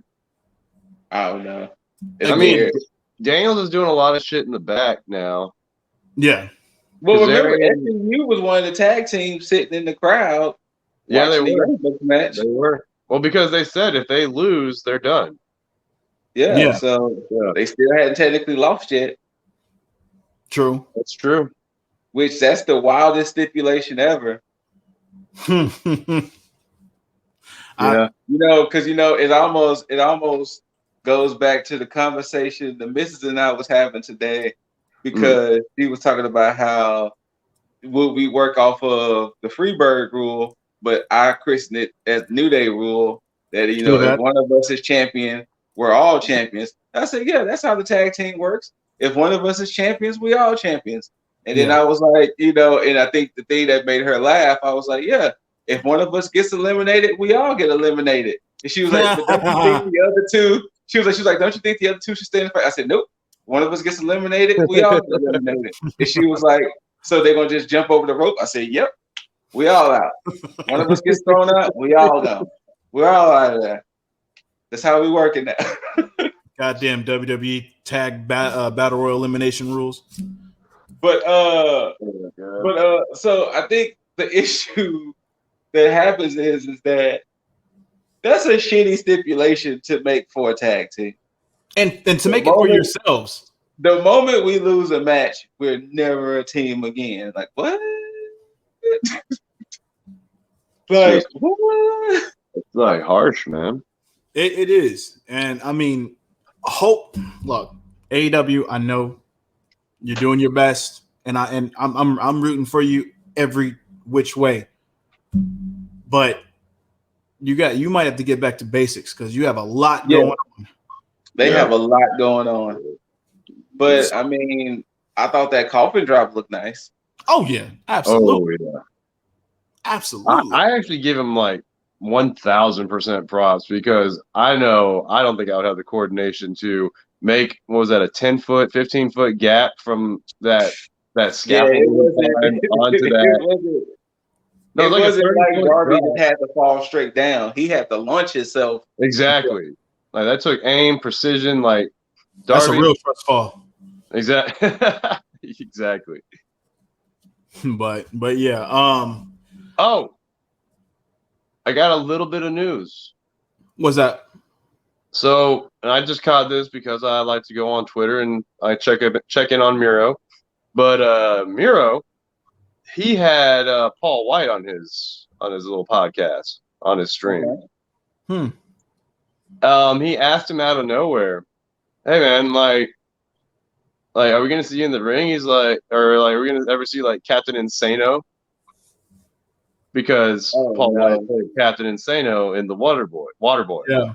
Oh no. Paul White said, actually, Tony Khan is working on getting the rights to Captain Insano. Oh no. So, oh no. You may very well legitimately see Captain Insano hit the ring. Look, I'm all for it in some gimmick shit. Like Captain Insano shows no mercy, guys. But I don't want to see that shit in like a serious deal. Not at all. AEW, don't become WWE. Don't. I don't want to see it here. I know you don't. I'm gonna tell you why. The Water Boys are over 20 years old. Give me one match. I'll take one match.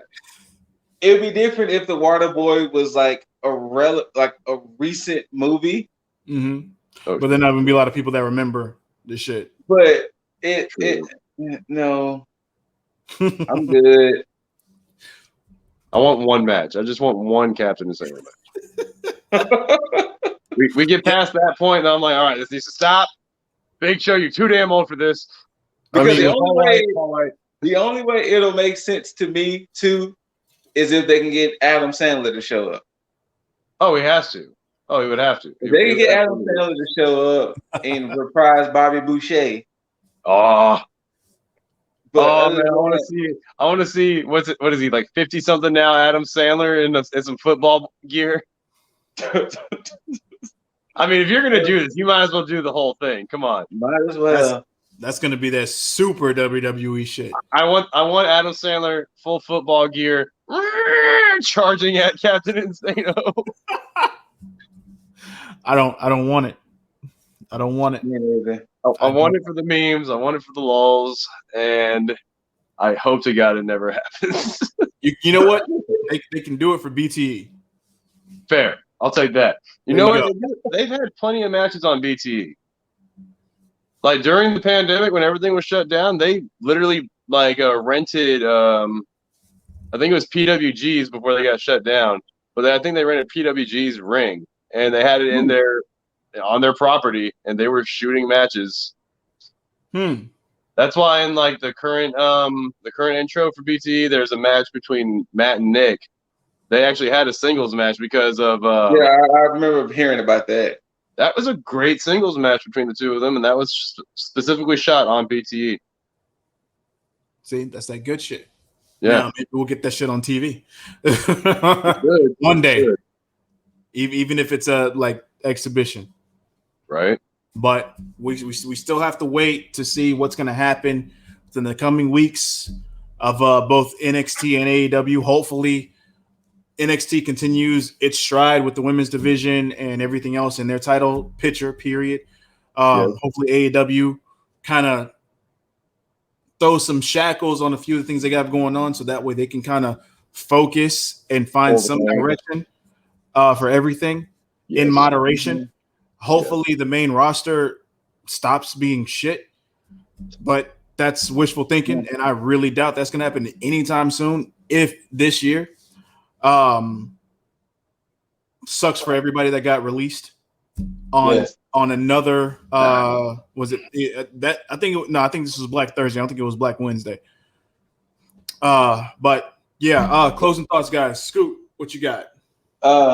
Before I get my closing thoughts, Roger Strong, you got me a little intrigued, sir. Oh shit, that's right. Him and I guess Marina Shafir is gone too. To I guess the main roster. Got me a little intrigued with Roger Strong of what's gonna happen with that.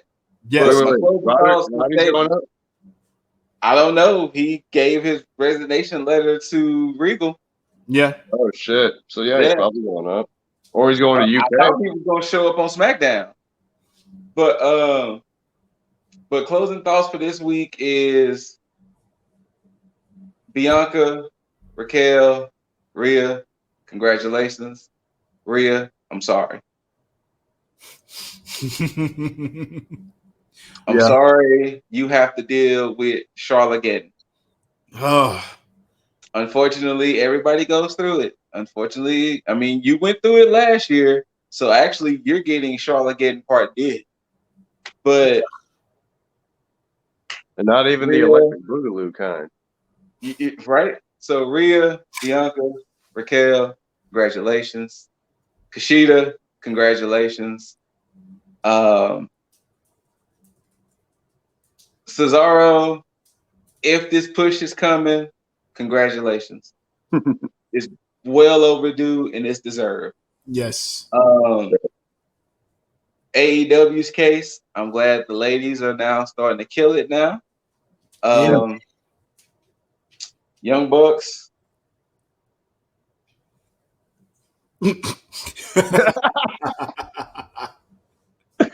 Oh, come on, man. Don't come out in the outfits no more. And if you want to keep wearing your Dior Jordans, I guess that's fine. But yeah. I appreciated the crowd. I think those were fake. But other than that, yeah, that's really all I have. Jaeger, what you got, man? I'm happy to see that the fans are getting lively again.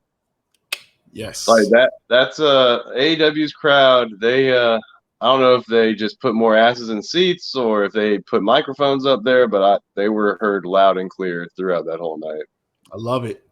It's beautiful. It's like honestly, I think that AEW's been taking that better approach than WWE. You know, let's just have WrestleMania and never do anything again. Apparently, I don't know. Well, they moved the Thunderdome again. Now it's at the University of Florida. Oh yeah, it is. So this is the third location of the Thunderdome. Okay. Huh. Weird. So yeah. Why don't you just start slowly transitioning back to live crowds? I don't know. I don't know. I kind of want to buy a ticket to Jacksonville, guys. Just go catch an AEW show. Do it. I mean, supposedly the Houston show that got canceled because of COVID is supposedly going to be coming back June 30th here. Nice. With it, I mean, assuming everything starts or keeps on track of slowly reopening and all that, we're looking at June 30th for that Houston AEW show, which is going to be shot at U of H's basketball stadium. Okay. Yeah, which is it's really intriguing. I was like, huh, all right, that's actually great sized place. Dope shit. But NXT, good shit. Love the work with Indy and Loomis. I need to see these couples. I need to see these couples take off. Those two and Statlander and OC. Why don't you give Bronson Reed your final thoughts? Bronson Reed, you want some thin ice, man. And you a big motherfucker too. So yeah. If I ever meet you in person, I'm probably gonna like hide behind somebody. But maybe you, because you're just a big motherfucker. Anyways, watch your hands, man. Lip. I mean, everything that needs to be said is already said. I will say this, Charlotte. We beefing. We beefing before. Oh no! But after that promo on Monday, like I knew you were talking to me. So we beefing now. Every time you say something, I'm gonna find out, and I'm gonna come on here and I'm gonna say something because I'm gonna think that every time you are talking to me, so I'm gonna be as heated every single time. Every push you get, every title you win, every person that you bury. I'm gonna be in your rear view, and I'm going to talk the most egregious, unmitigated gall-having shit to you. Andrade, stay out the way. Stay out the way. AKA, every move you take, I'll be watching. Be there. But yeah, that's all I got to say. But to everybody else. But yeah. Scoot, where can everybody that wants to find you, and those who want the smoke can get at? Well, not Charlotte, because Charlotte, the only smoke you getting is going to be from me. But Scoot, where can everybody else find you, man?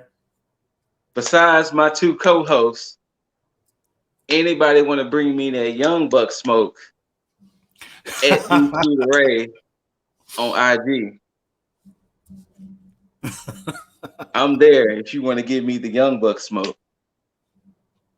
And not only that, I can tell you why you're wrong at the same time. So we went over this before, guys. I am a complete asshole when it comes to stuff like this. So if you really want your feelings hurt, matter of fact, you know what? I'll even do you one better. Not only can I hurt your feelings about it, you can go to this man and get positive again. Bam. But that's a little foreshadowing. But of course, Less Than Stealthy Ninjas is where you can catch me gaming on the weekends with the ninjas. Shouts out to Paul Z's and Aranya. And that's at Twitch, IG, TikTok, YouTube, Instagram, Less Than Stealthy Ninjas, all one big word. Like I said, like I told y'all before, don't bring the wrestling smoke there. Don't have me cutting promos on Twitch now. Don't have me cutting promos while I'm trying to game with the ninjas. Because everybody gonna be confused of why all of a sudden Scoop just went from this to now cutting these vicious, salacious promos. Don't get your feelings hurt out there, people. Please.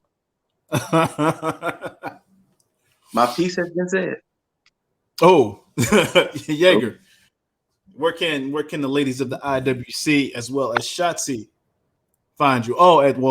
And Red Velvet if she wants to. Red Velvet, Shotzi, anytime, any day.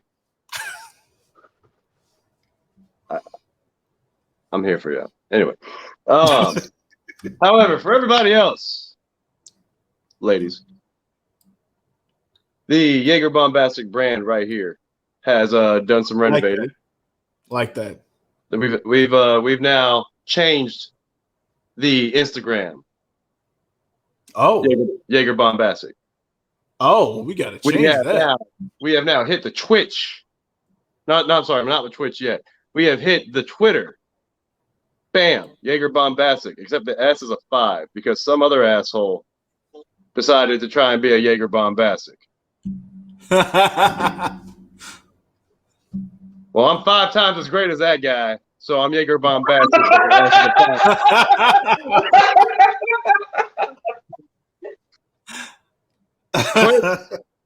Still hens are winning, but it's getting fixed. Okay. We're doing these renovations. Jaeger Bombastic so it has to be me all day. Cool.